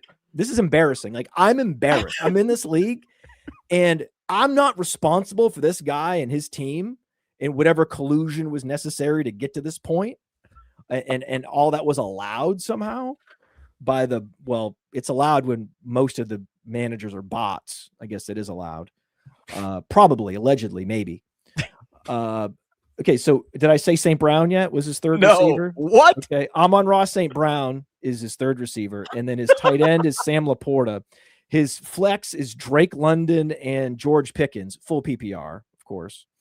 And then his second quarterback in Superflex is none other than Justin Herbert. Okay. No. So this is a team. This is an actual team. He has Luther Burden on the bench. He has Harold Fannin on the bench. Okay. How many teams are in this league? 2? 12. No, it's embarrassing. No I was way. embarrassed when I realized the dynamics, because I saw this guy just nonstop self chatter And I was like, who the fuck? Who's this guy think he is? This is crazy. That's Like, who does this guy think he is? The Podfather? So then I look at his team. I'm like, oh no. I'm like, this is the commissioner. No, I can't believe I accepted the invitation. So now I'm stuck in this league because I actually have a good team. It's a solid team. It's a team I think could finish second, third, or fourth. They just can't ever win against this because it's not like his quarterbacks are even old. no, Or even like mobile quarterbacks like Lamar that are about to have to go into a new phase of their career. No, these quarterbacks are young and they're going to be playing at a high level the same way they play now 5 years from now in a super flex. And he has the youngest, best running backs in the league and the best receivers. And it's just like, okay. I could just hope for the demise of his team somehow, some way. I'm in. It's too late, but he is the one. He is the one. Listen to this. He is the one, the only one. There's only one commissioner across, again, 20 plus. I did 20 orphans in 20 days. I've done startups. I'm now in like 25 plus leagues. He is the only one that has been strongly advocating for Brendan Sorsby being added to the player pool and specifically using fab bidding. Now it gets even better. Who do you think has a full fab budget in that league? Of course he does. Okay, so he does. He has a full fab budget. Who do you think that somehow, after that team performed at that level, whatever it did last year, I have no idea. I wasn't in the league. How is it possible that when the league resets, he also has the number one waiver claim? Bruh.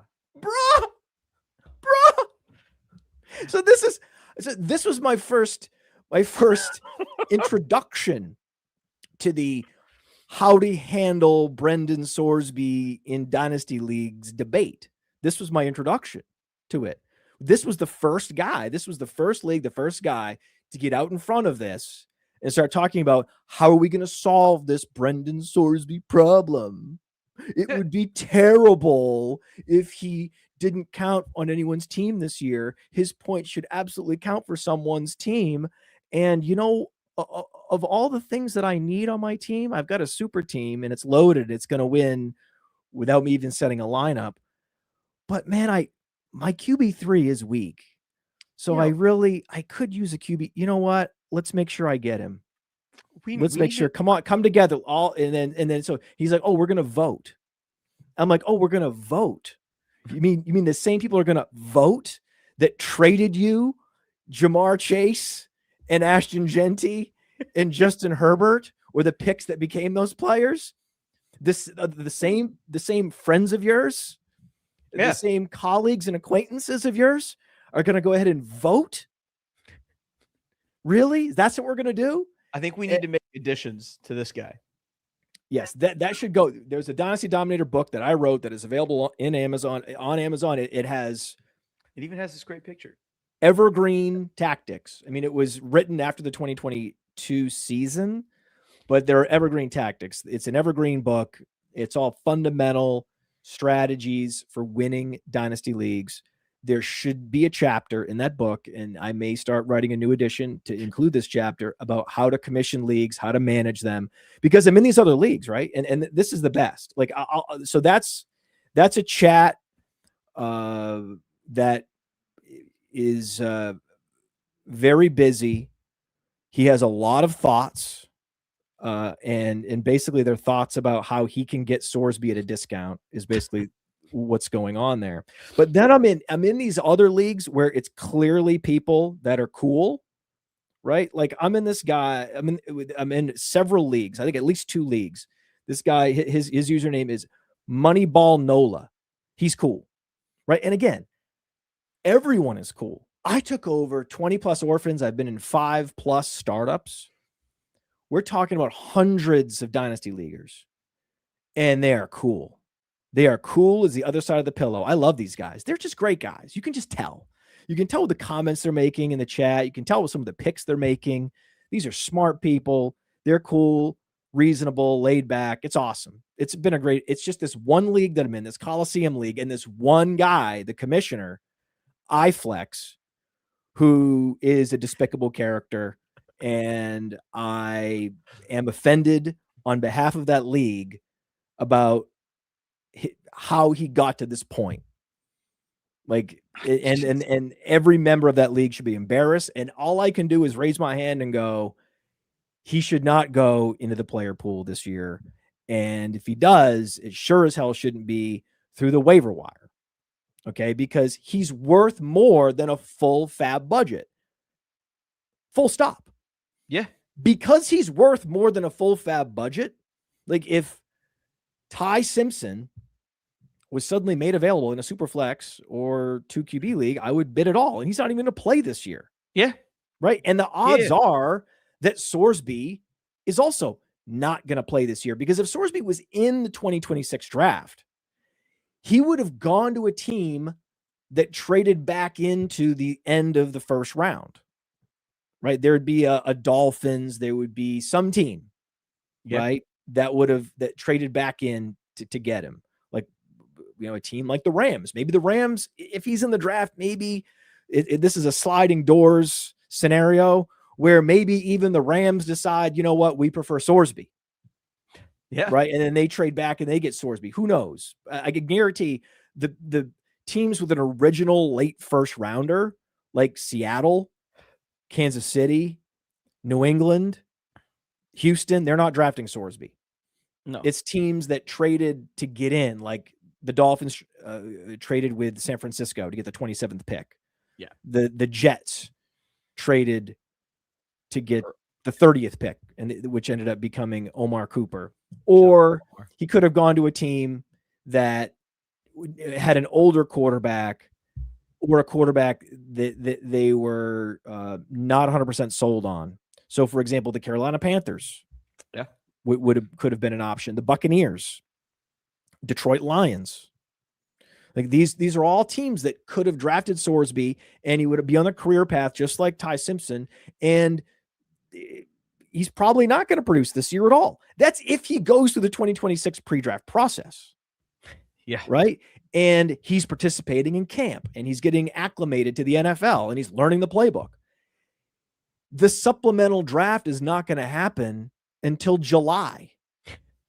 So he's going to show up late July, August, and try to plug himself into the matrix and figure out how to run an NFL team, an NFL offense in a couple weeks. And you think that he's actually going to play much this year? Absolutely not. Again, there was a good chance, even if he went into the 2026 draft, he would play very little this year. Now the probability is even lower, because you can't possibly trust him until you're well into the season and he has fully picked up the playbook, knows all the assignments, knows where everyone's going to be, and is comfortable. It's going to take many, many weeks to get there. Yeah. So we're talking about minimal production anyway. Right. So that's the thing. It's like, what are you really getting? So this is why the Dynasty League debate really parallels the NFL, in that there's not a lot to gain from Brendan Sorsby at the NFL level. There's not a lot to gain from Brendan Sorsby in fantasy football in 2026. So don't even entertain the notion that he could be on a team this year and end up going to a team that gets an extraordinary discount on a player. Yeah. Right? Because that is very much possible, especially if you go the fab bidding route. Any amount is a discount. Any amount is advantaging a team, probably a team that, wants to win. Right. So or already has a stacked quarterback room. If you're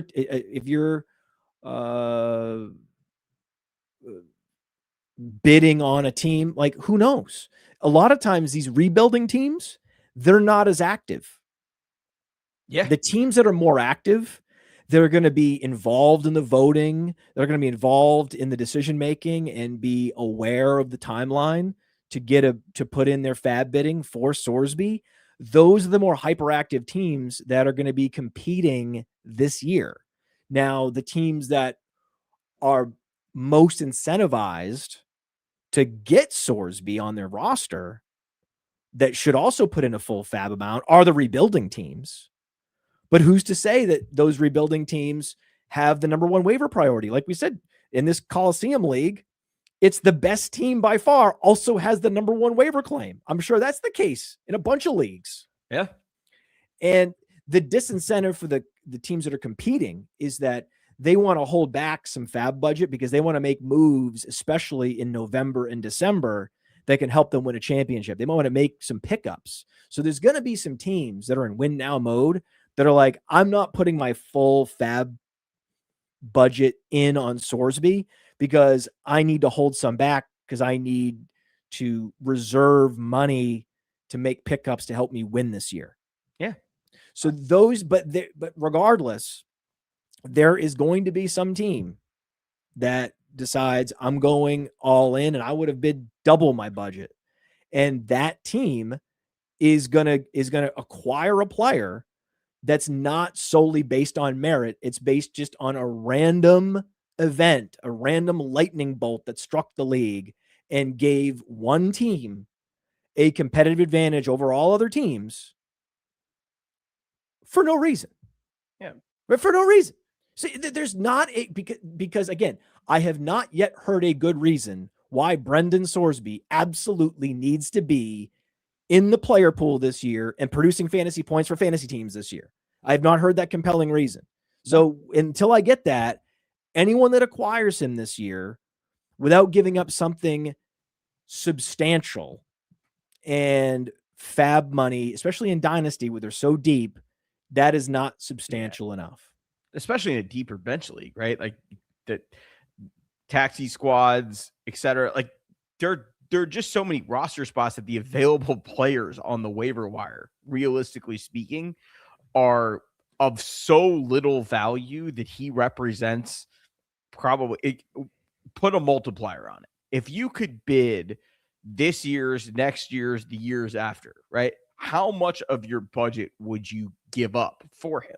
Because who's available on the waiver wire that you actually want, right? It's especially at QB, it's usually like unretiring veterans. Like you've gotten Phillip Rivers last year, or guys that are like the fourth option practice squad QB that gets elevated to start a game in December. You're not getting anybody that has any tangible long-term benefit to having them on your roster. And this is one of those guys, right? Like if he works out, if he has like a backup turned starter career where he has 2 to 3 usable years, that's really valuable in Superflex, especially. I don't know what kind of multiplier you would have to put on your fab budget, but it's certainly not 1 full year's worth. It's significantly more than that. If you try to retroactively add him to 2026, right? It's just a disaster. This is a disaster waiting to happen if you don't just push him to 2027 because someone is going to feel screwed out of it. The loan everyone. exception. Yeah, the loan everyone is gonna no one is happy here. You're creating angst and anxiety. That's the other thing that I hate. I hate that this will create drama and tension between league mates for no reason. No, it gets worse. Again, the source of it is Brendan Sorsby. Yeah. Right? Is this asshole. Right. So now this asshole is creating drama among friends, is creating stress and tension and alienating friends. There's going to be some leagues that lose managers that are just like, listen, I don't agree with this. And on principle, I'm leaving the league. Yeah. Like, I don't believe that he should be like, I was considering it. I was like, well, what do I do in this Coliseum League? Because this guy's clearly setting this whole thing up to wire Sorsby to himself. Yeah. If that happens, do I resign out of protest? What do I do? And I'm like, no. I'm staying because fuck him. Yeah. Fuck him and fuck Sorsby. Well, so that's what I'm going to do. I'm going to try to win. And that's the best thing you can do. That you don't walk away from the league. You don't give up. You don't resign. You just, you stay and fight. That's what you have to do. Now, again, I want to get back to this because if I'm going to be calling out this iFlex clown, I also need to be tipping my cap to the Kings, right? We need to talk about clowns and kings. The king of Dynasty commissionership is this Moneyball Nola? This guy writes, let's just push Sorsby to the 2027 draft. I don't really like the other options. Let me know if you have an issue with this. All. And guess what? I wrote yes, thumbs up. The next guy had a clapping emoji, Shia LaBeouf clapping emoji. You know this one? Right? So that was what it said. And everyone else silent. Right? So if you're a commissioner and you value league harmony, make sure he gets pushed to the 2027 draft. Now, if you're a commissioner who just wants to do something novel because you think it's fun, right? This was a comment I'm seeing right here, and this is dead on. There are commissioners that think this is a good opportunity to shake up the league and do something fun, do something different, use the settings, like dust off some of these rules. But the problem is most league rules don't even account for this because it's such a rare event. You have a lot of people now that have to go rewrite their constitutions because of this guy. Again, it's infuriating that this is the guy that's making people, hundreds, thousands of people, go rewrite their league constitutions because of this asshole. Like it offends me. It offends me that this is the guy that we're all playing Twister over.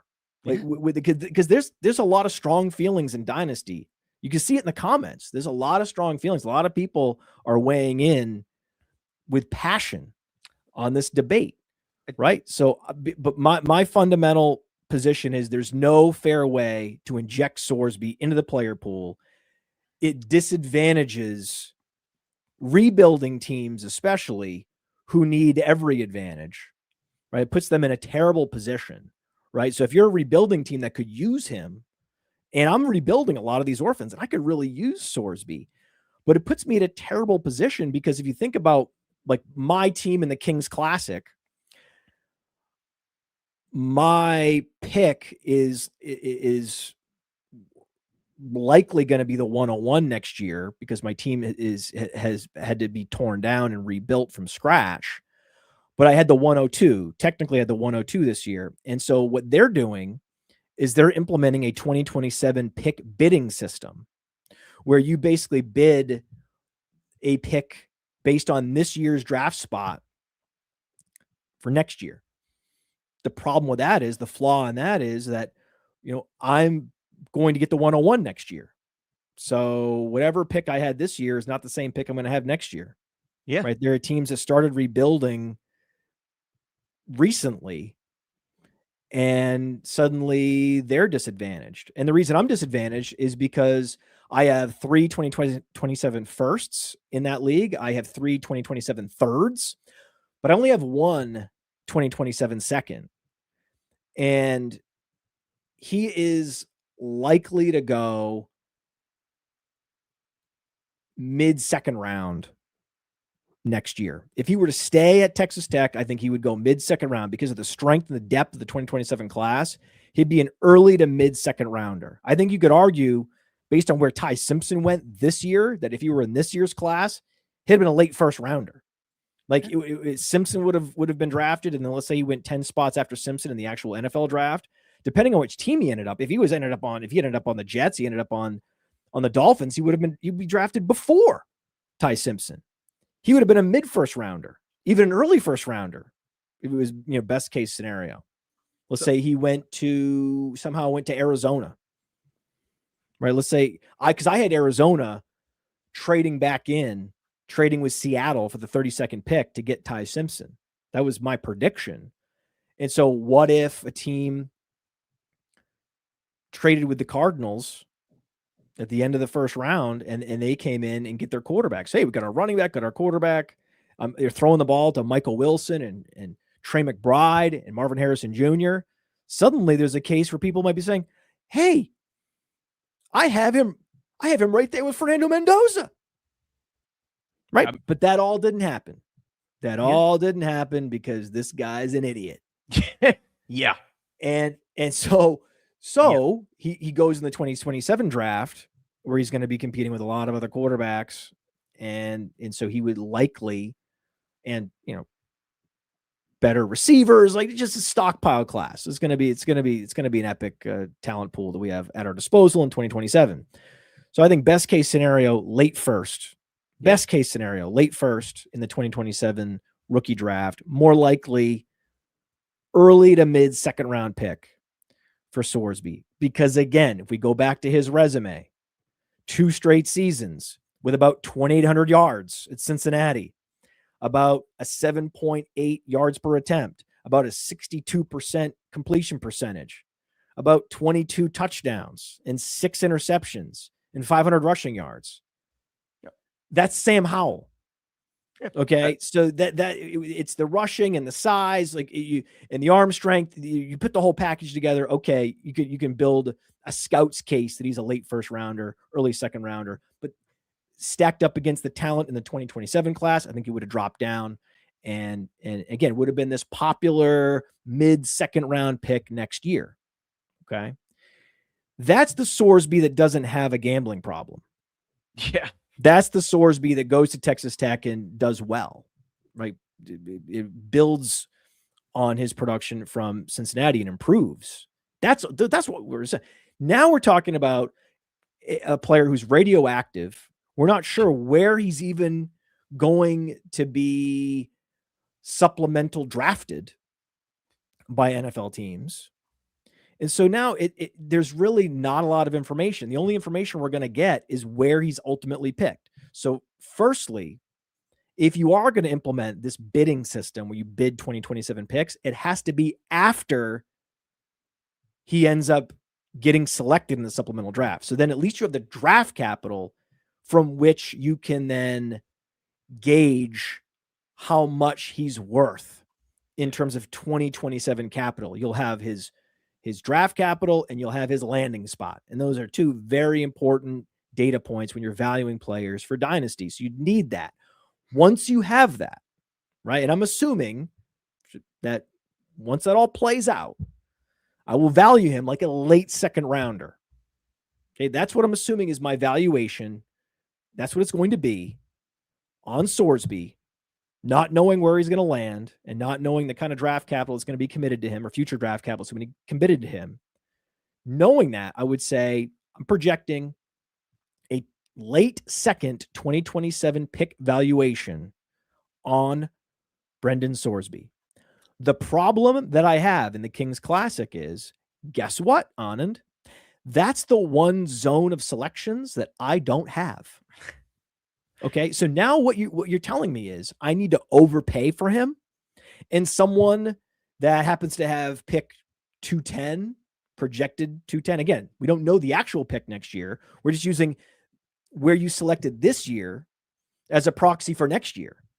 So just because your team finished 3rd this year, you just happen to have the most efficient draft capital in 2027 to bid to acquire Sorsby, and everyone else is at some level of disadvantage. Me, the guy that needs Sorsby the most, I'm rebuilding, and I'm particularly rebuilding my quarterback room. I just drafted Ty Simpson. Well, I'm the most disadvantaged by far. So I absolutely hate the bidding system. It's certainly more fair than the waiver wire system, than the fab bidding system even, but it's still fundamentally flawed because it does give an advantage, an arbitrary advantage to other teams that I'm not afforded. And if that is the case at all, my opinion is the league has a duty to push that player into the 2027 draft. Yeah. I think the most interesting part of this, right? You guys have been watching this show for a while. Next month, end of next month, is the 5-year anniversary of when we did our first show. And 2 years before that was the last supplemental draft pick. So for any league that was started COVID and beyond, you have never dealt with this, which, again, going back to your initial point about how this isn't in league bylaws. Yeah, this is a very easy oversight here because it doesn't happen very often. It's very rare that it's a quarterback that we're talking about because usually those are the most buttoned up of the guys that get drafted. You know, some tight end or safety or linebacker that has some kind of weird issue is much more common than a quarterback. And then here we're talking about a quarterback that is threatening the integrity of not just this game, but the league in general, right? So there's that bridged across. Now we've got to evaluate it in a dynasty context, which, again, nobody has any idea where he will go, what he will do, what other teams value him as. So you need the draft capital and you need the landing spot. But on top of all of that, if you try to inject him into 2026, I think the major concern is there's no fair way to do it. The only fair way to do it is to build a time machine, put him back in August or in April's draft this past year.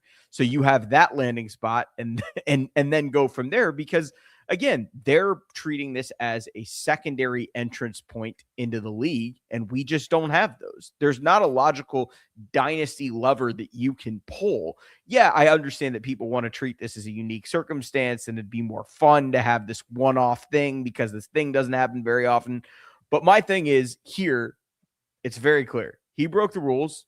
Odds are he's going to get suspended for most, if not all, of 2026 anyway. So the people saying, oh, he might score 2026 points. There's a very logical situation here where they give him a 6-week, 8-week, 1-year ban anyway, regardless. He might be able to practice, but he probably won't be able to play. I mean, they did that for Pryor. They've done that for other guys before. This is not the first situation where a player comes into the league and gets suspended before he's ever played. So there's likelihood that will happen too. So, I mean, what if, do you think anyone will have remembered that Terrell Pryor didn't count for fantasy football in his first year? No. Do you think that's a thing that anyone will look back on and say, can you believe it? Wasn't it just terrible that Terrell Pryor's rookie year didn't count for fantasy football? Oh, my bigger problem. And that's a guy that can actually go out and run 80 yards for a touchdown. That's a guy that can go out and run 80 yards for a touchdown. If you need to start Brendan Sorsby this year, you have much bigger problems than which draft pool he's in. All right, we'll start there. Well, that's another good point. But we have a comment here. It's just too complicated. The 2027 player pool is where he needs to be, and that's logical. True. That's true. That's the other thing to think about, because I see there are some dynasty managers in the chat. Carter Jensen's mom, for example. In Dynasty, wouldn't we just auction a 2027 pick just like the NFL does? Isn't that the most fair way to do it? And the answer is yeah. Mom, that is the answer. That if you had to, if you were forced to, if it's already in your league bylaws, that supplemental picks must go into the current year's player pool, then sure. Like if it's already written in black and white, and you need to improvise the most fair solution, the bidding 2027 picks is the most fair solution. Sure, but it's by far and away the least it is by far and away less optimal for league harmony, fairness, integrity, fun. Yeah. It's far from optimal. The optimal method is hold him out of 2026 altogether, because it is complicated, and fuck him. I don't want to complicate my league because of this asshole. If he were a nice guy and cool, and this was all just a misunderstanding, and everyone sort of feels bad, but he got kind of caught up in a situation where now they're throwing the book at him, but actually it was a technicality, and he didn't even realize what was going on. Like these scandals, where it's plausible that hey, he's a nice guy, he's a good guy. Just just was just a bad luck situation. His lawyer forgot to file the paperwork, whatever it is. Then that would be a little easier. But even then, I would say no. And why is that? Because the best solutions, the fairest solutions, are also the most complicated. That's the dilemma. If you just put him on the waiver wire and say, let the highest waiver claim have him, well, that's the least fair, but also the easiest and the most streamlined, and it has the least amount of paperwork that the league commissioner has to do. It's the least amount of hassle for the league commission. The league commissioners already are saints, these people. I mean, I'm criticizing league commissioners over here. Like in fact, I called one corrupt. And this is me from my ivory tower, having not managed a dynasty league in more than a decade. And the people that are managing dynasty leagues, they deserve our respect. There's a lot of work involved. They take a lot more than they receive, right? They do a lot and they don't get a lot back. So I respect the hell out of them. But I'm also, just like I'm not a professional athlete, I'm allowed to criticize professional athletes. And this also advantages the most active owners, right? So this is the other problem is, okay, you're going to throw some complicated bidding system at me. Like, oh, can you also bid 2028 picks? And is there sort of a premium or a discount you have to apply to those? And then so maybe you say yes to that. And then all of a sudden it becomes this, it really is. It's the ultimate Rube Goldberg machine. It's like you're creating this incredibly complicated system for what benefit? For fucking Brendan Sorsby? And not only Brendan Sorsby 2026 stats? That's what we're constructing, this Rube Goldberg machine. Yeah, this Rube Goldberg machine will be created by the commissioner at great expense to their time and stress with unhappy managers.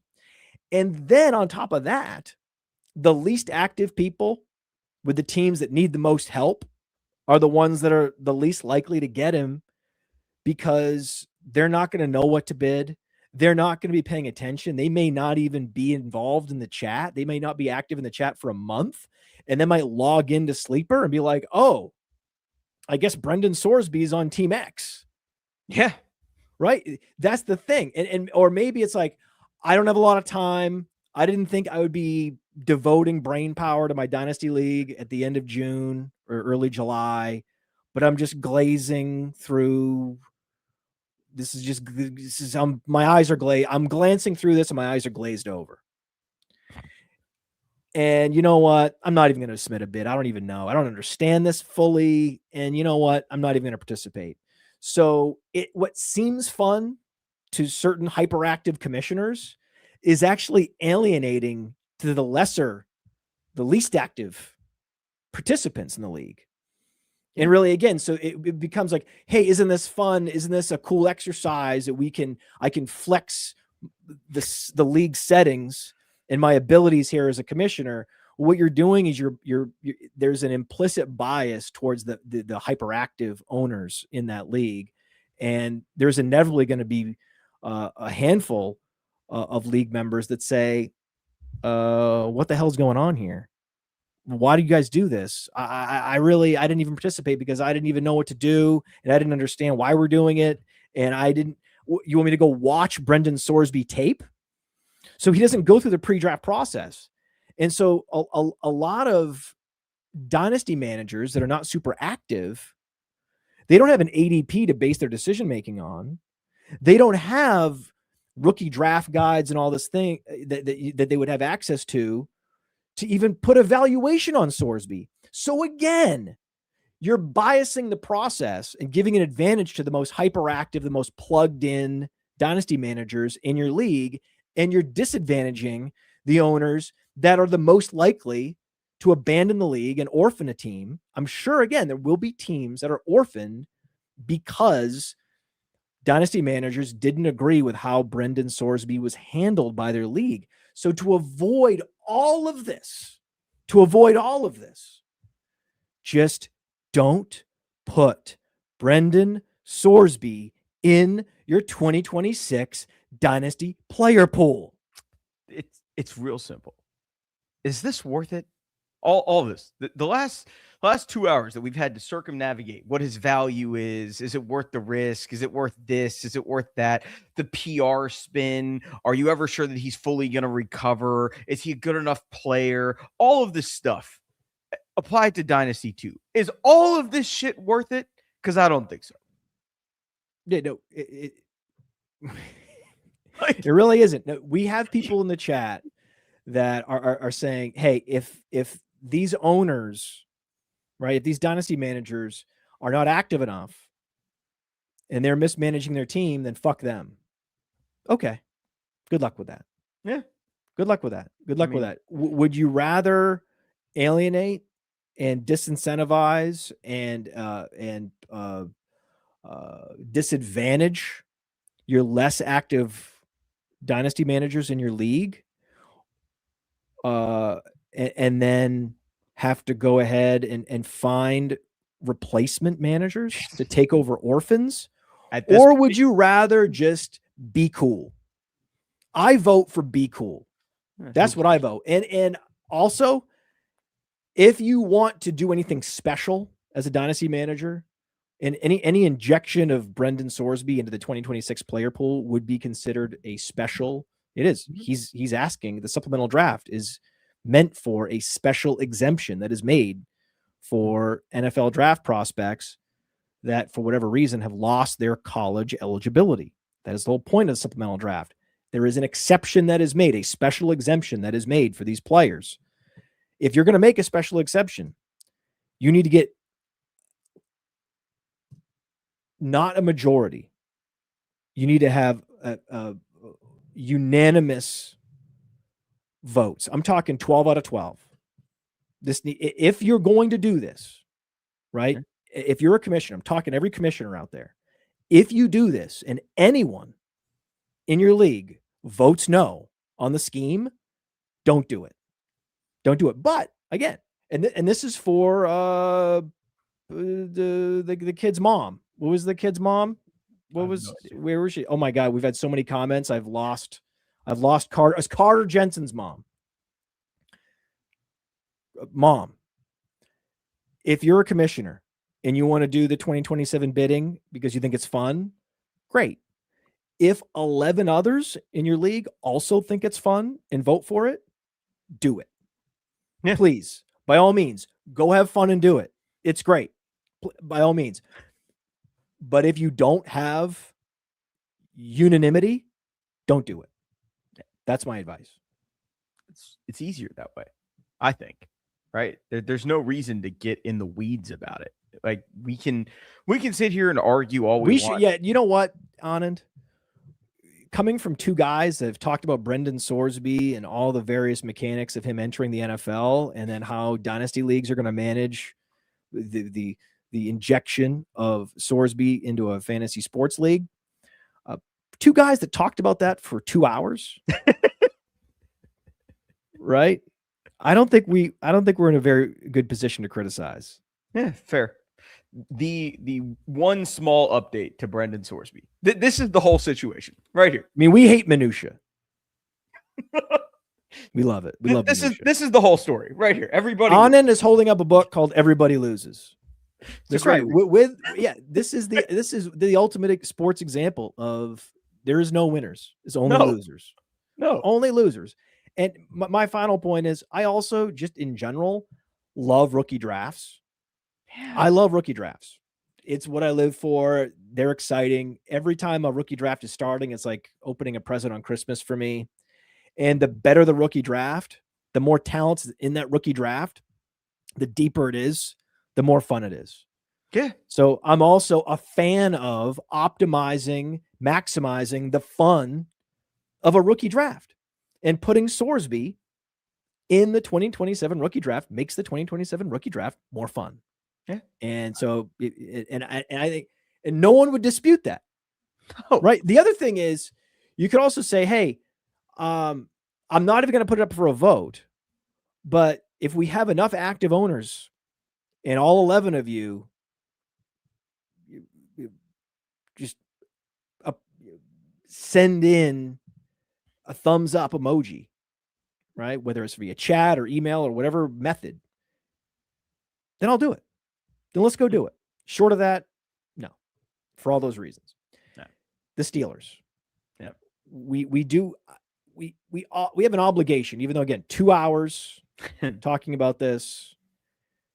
We have an obligation to talk about a football player not named Brendan Sorsby. Thank God. I do want to ask you about the Steelers because this is the team I think that is the most wayward franchise in the NFL. They went from a team that had the most easily identifiable identity to be a team that has the least identity. If there is a team that is a complete black box, I have no idea what they stand for, who they are, where they're going, it's the Steelers. And that is a cardinal sin. You need to start from the position of, here's our mission statement. Here's our goal. Here's where we're going. And all our actions, all our moves, all of our transactions, everything we say in front of the media, it's all driving toward that purpose. With the Steelers, it's like, yeah, we'll see what happens. I mean, I can't believe we're here where the Steelers are in quarterback purgatory. And of all the teams around the league, they seem to be the least equipped to escape quarterback purgatory, which means they're going to luck into Arch Manning next year. I think this whole show is just a long con to piss off your father-in-law. just to bring this back full circle. Matt years ago talked about how his father-in-law would get pissed off whenever he shits on the Steelers. So that's really what this is about. Yeah, my father-in-law is a Steel. He's a Yinzer, and he even created a Steelers like doormat, custom Steelers doormat. And I'm like, well, this now I can like step on and step on the Steelers when I'm walking in. I mean, okay, if you want, I'll do that. I'm happy to do it. Again. Yeah, I mean I don't think he has a stake in what happens with Brendan Sorsby, but I do think that he is like many Steelers who are talking themselves into this team again. And it's like, please don't. The very weird thing about Pittsburgh's latest, like the 2026 teams specifically, we talked about this for years. Their biggest advantage was that they drafted wide receiver better than just about anyone else in the middle rounds, right?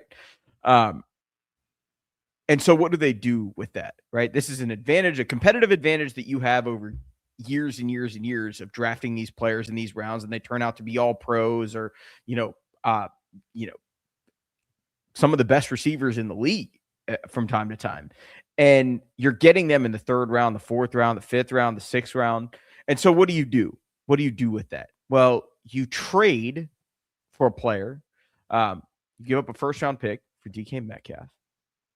And you trade picks for DK Metcalf, and then you sign Michael Pittman Jr., a player that you didn't draft to develop, right? So now you have all this money committed to these two wide receivers. But they're not even your best receiver because you have George Pickens. Well, so now the question, so the question then becomes, right?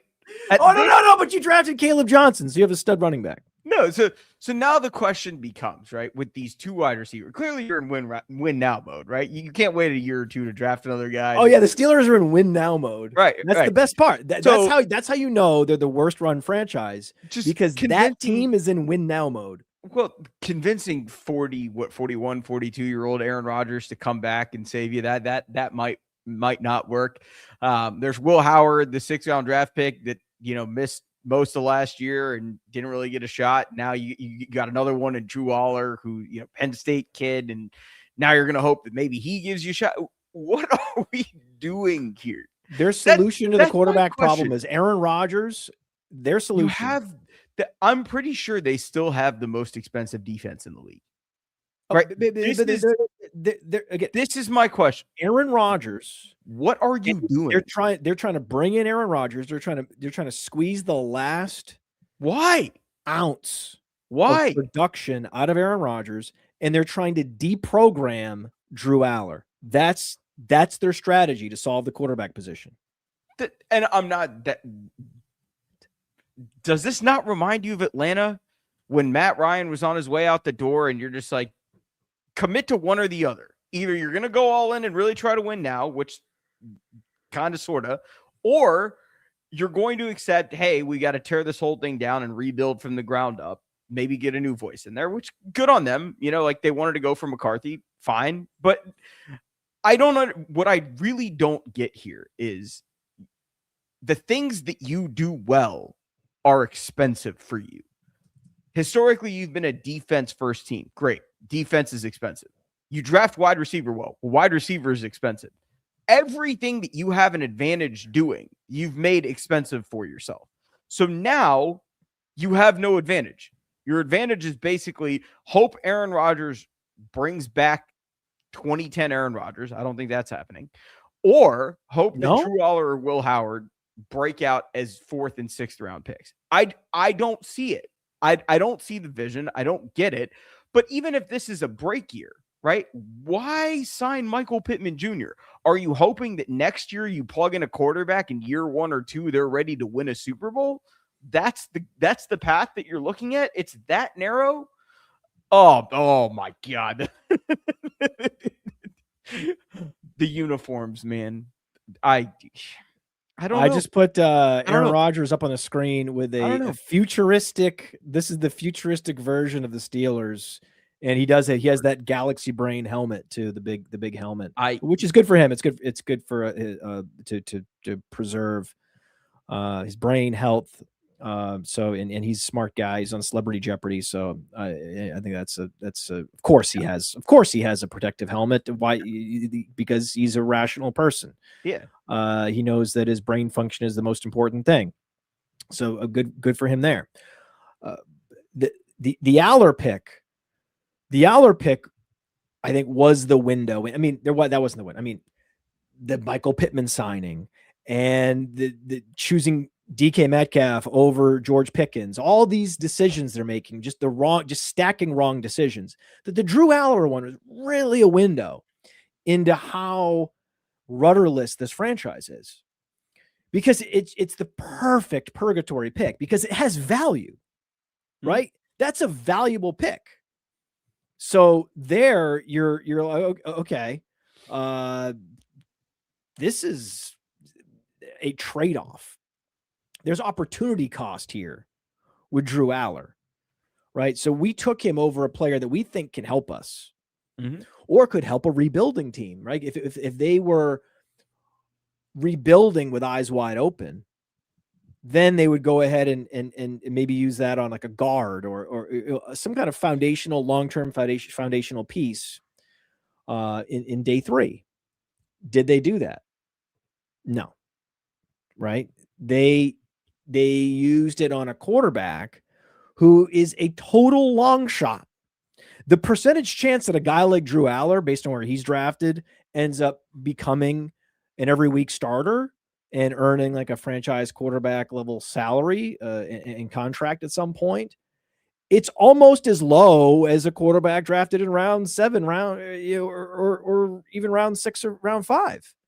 In those rounds, round 5, round 6, round 7, there's not much opportunity cost.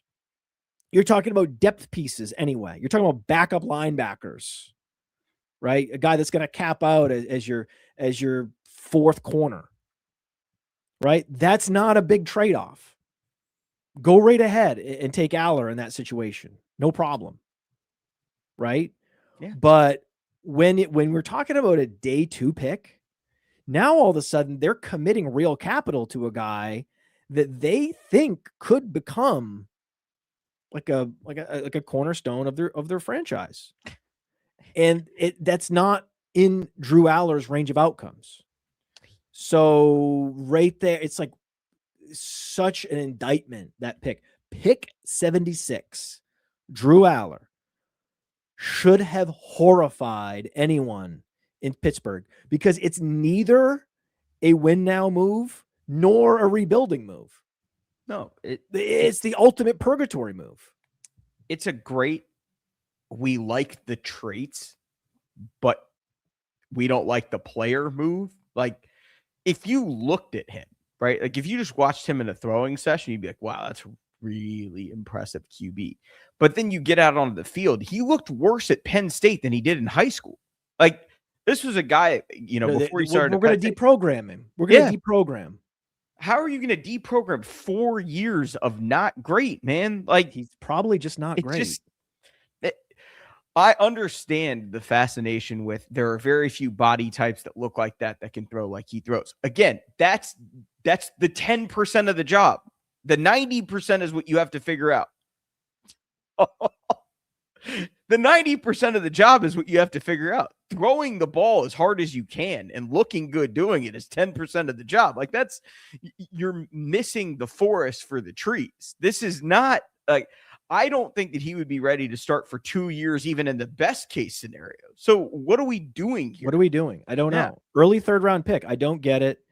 And we have the best commenters. I mean, we're live streaming to a lot of people, hundreds and hundreds of people, and they are clever. This one guy in the comments says that Aller was the biggest humiliation that Penn State has experienced since Sandusky. Oof. That's an extreme comment. That is an extreme comment. I'm not going to comment on the comment, but that is just an extreme comment. It's the state of Pennsylvania, man. I just feel bad. I like the idea of the Pittsburgh Steelers being the Pittsburgh Steelers, but for the first time in my life, right? I'm a man I'm in my 40s. This is the first time where I'm like, I don't recognize this franchise. These are not the Steelers. Who is running this place? And come out from the shadows, be held accountable, right? And not they're in the shadows. I mean, there's not, it's like, it's on the name, their name's on the door. It's on the website. Like, we know who the GM is. Who's the GM? Omar Khan. Okay. Omar Khan. Stop hiding. And he's not hiding. He's not hiding at all. But he's hiding from accountability because the accountability hasn't arrived yet. Yeah. But soon it will arrive. And ideally, they move on from him, because you can't be responsible for acquiring Michael Pittman and DK Metcalf, letting George Pickens go, using valuable draft capital on Drew Aller, letting Aaron Rodgers hold your franchise hostage, not having a mission, not having an identity, and not having any kind of strategic long-term vision for the franchise. That person needs to be held accountable. In almost every case, they are. There is one scenario that could unfold that could protect Omar Khan from accountability. And that is, he accidentally drives this team into the ground, because I think he wants to win, which is part of the problem, right? He thinks this is a team that can win games and make the playoffs.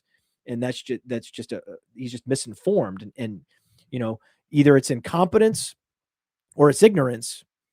Either way, you shouldn't be the leader if you're letting this happen. And if you're making moves based on false assumptions. And so that's what they're doing. But it could all be wiped clean if they lose a lot more games than they expect. If this team is as bad as it looks, I mean, their offensive linemen are missing time, and their careers are now in jeopardy, right? They've got their starting left tackle has a neck problem that is spinal. You seen this? I have not. Right. So there's questions about, hey, when will they have a complete offensive line? It's like, if at all this year. Okay. And that's before we even look at like the quarterback, right? And other pieces are aging. Right. And so they're getting older. And so you project this roster out 2 years, and it is a talent desert. Yeah, it's not pretty. No, it is. But you have to do that now. Yeah. You can't let it get to that point. You can't wake up in 2 years and realize you have the least talented roster in the league. I mean, we've mocked the GMs that have run those teams into the ground historically. Yep. And that's what's happening right now. Yep. But it's too late, because they've already committed all of this sort of organizational sort of investment into a dead-end quarterback and it's just I And think Broderick Jones, I believe. Is it Broderick Yeah. Jones? Is that Yeah. I believe? I just want to get I want to get this right because the Steelers are now entertaining offers for Broderick Jones because he did experience a neck injury in week 12 of 2025, and he has since suffered a setback, and his availability for the upcoming season is highly uncertain. Oh boy. This is their cornerstone left tackle for an immobile quarterback.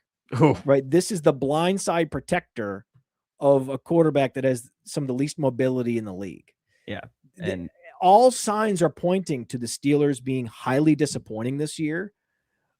And they could be so disappointing as many other teams are improving, right? The Titans are improving. There's so many teams that are where the arrow is pointing up. The worst teams in the league are all in the process of improving. It's actually pretty cool to see a lot of these teams with top picks positioned to exceed expectations this year. The Steelers will not. They will miss expectations this year. They could miss expectations so dramatically at Anand that they end up with Arch Manning and all is forgiven. And this is and none of this, everything I've laid out is all obsolete. It never happened. It's like an alternate reality for the franchise. You know how like whenever someone takes over like a not so great apartment, there's always there's like a thin layer of white paint over everything. There may be a spider on the wall, and we just put paint over it. There's a light switch that's been painted 7 times, right? And that's what Arch Manning would do. He'd just be the fresh layer of paint right over every problem that they've got in their apartment right now. So I mean, I think. Okay, can we just Mark 6868186 something? He's a commenter. He's a great commenter. He knows things. He says, "Don't forget about recent first-round picks Najee Harris and Kenny Pickett." Oh yeah, they're already gone. Like that's not that's not how you want to do things, kids.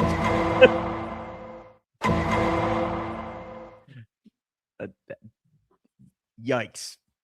Today in yikes. Yeah, not good, man.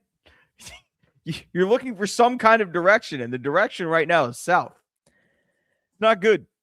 Steelers are really bad. Really, really, really, really, really bad. And they're going to get worse before they get better. But they could get completely and utterly bailed out. Yep. You just gotta look for that. Yeah. You gotta look for that. Pick up a lottery ticket, man. Sometimes it hits. I am man,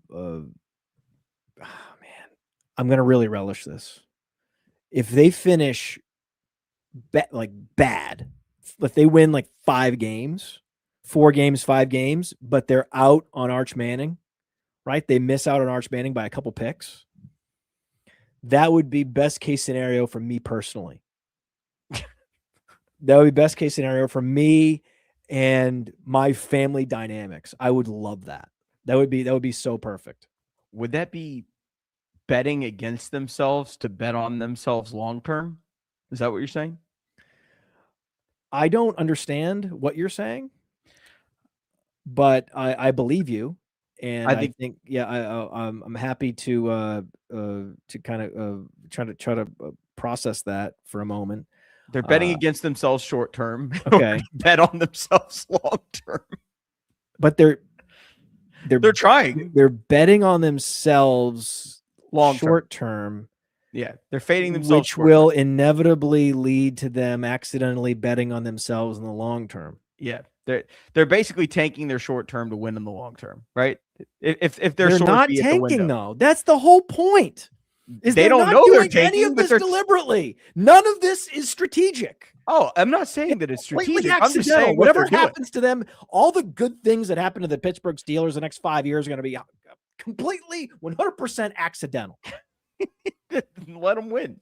You know, the best thing that could possibly happen for the content, right, is that they start off like 4-8 and then inexplicably rail off like 4 wins in December and November, because it'd be perfect Steeler football, right? We're 9-8, we're 8-9. You know, every year the Steelers exceed their Pythagorean win expectation. Yeah. Don't even go to that. Don't even go to that extent. You don't have to get really analytical about it. Just look at the point differential, right? How many years we looked up the Steelers have a negative point differential, but they win 10 games? Yeah. Like they've mastered the luckiest win-loss franchise in the NFL the last decade. And if this is the year it all catches up, right? If this would be the year, they're so lucky that this would be the year that, actually, we have a reasonable point differential, but we keep losing all these close games. Oh, damn it. We got Arch Manning. Shoot. Oh, well, I guess we ended up with Arch Manning after all. That would be the worst case scenario for the Podfather. Thanksgiving dinner would be a hell of a time, though. Yeah. I'm happy to actually, you know what? I'm happy to break down Arch Manning from my my father-in-law. I think that I'd have a good time doing that. We do have more to talk about, but we are at the end of the show.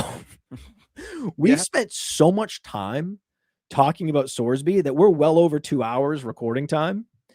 We did not get a chance to talk about Mike Vrabel. We did not get a chance to talk about Josh Jacobs, and we did not get a chance to talk about Jackson Dart. There is a lot more to talk about. I talk about Mike McDaniel in Los Angeles. What's his future going to look like? I think it's looking up. I think he's another one where it doesn't really matter what he does. Things are going to work out.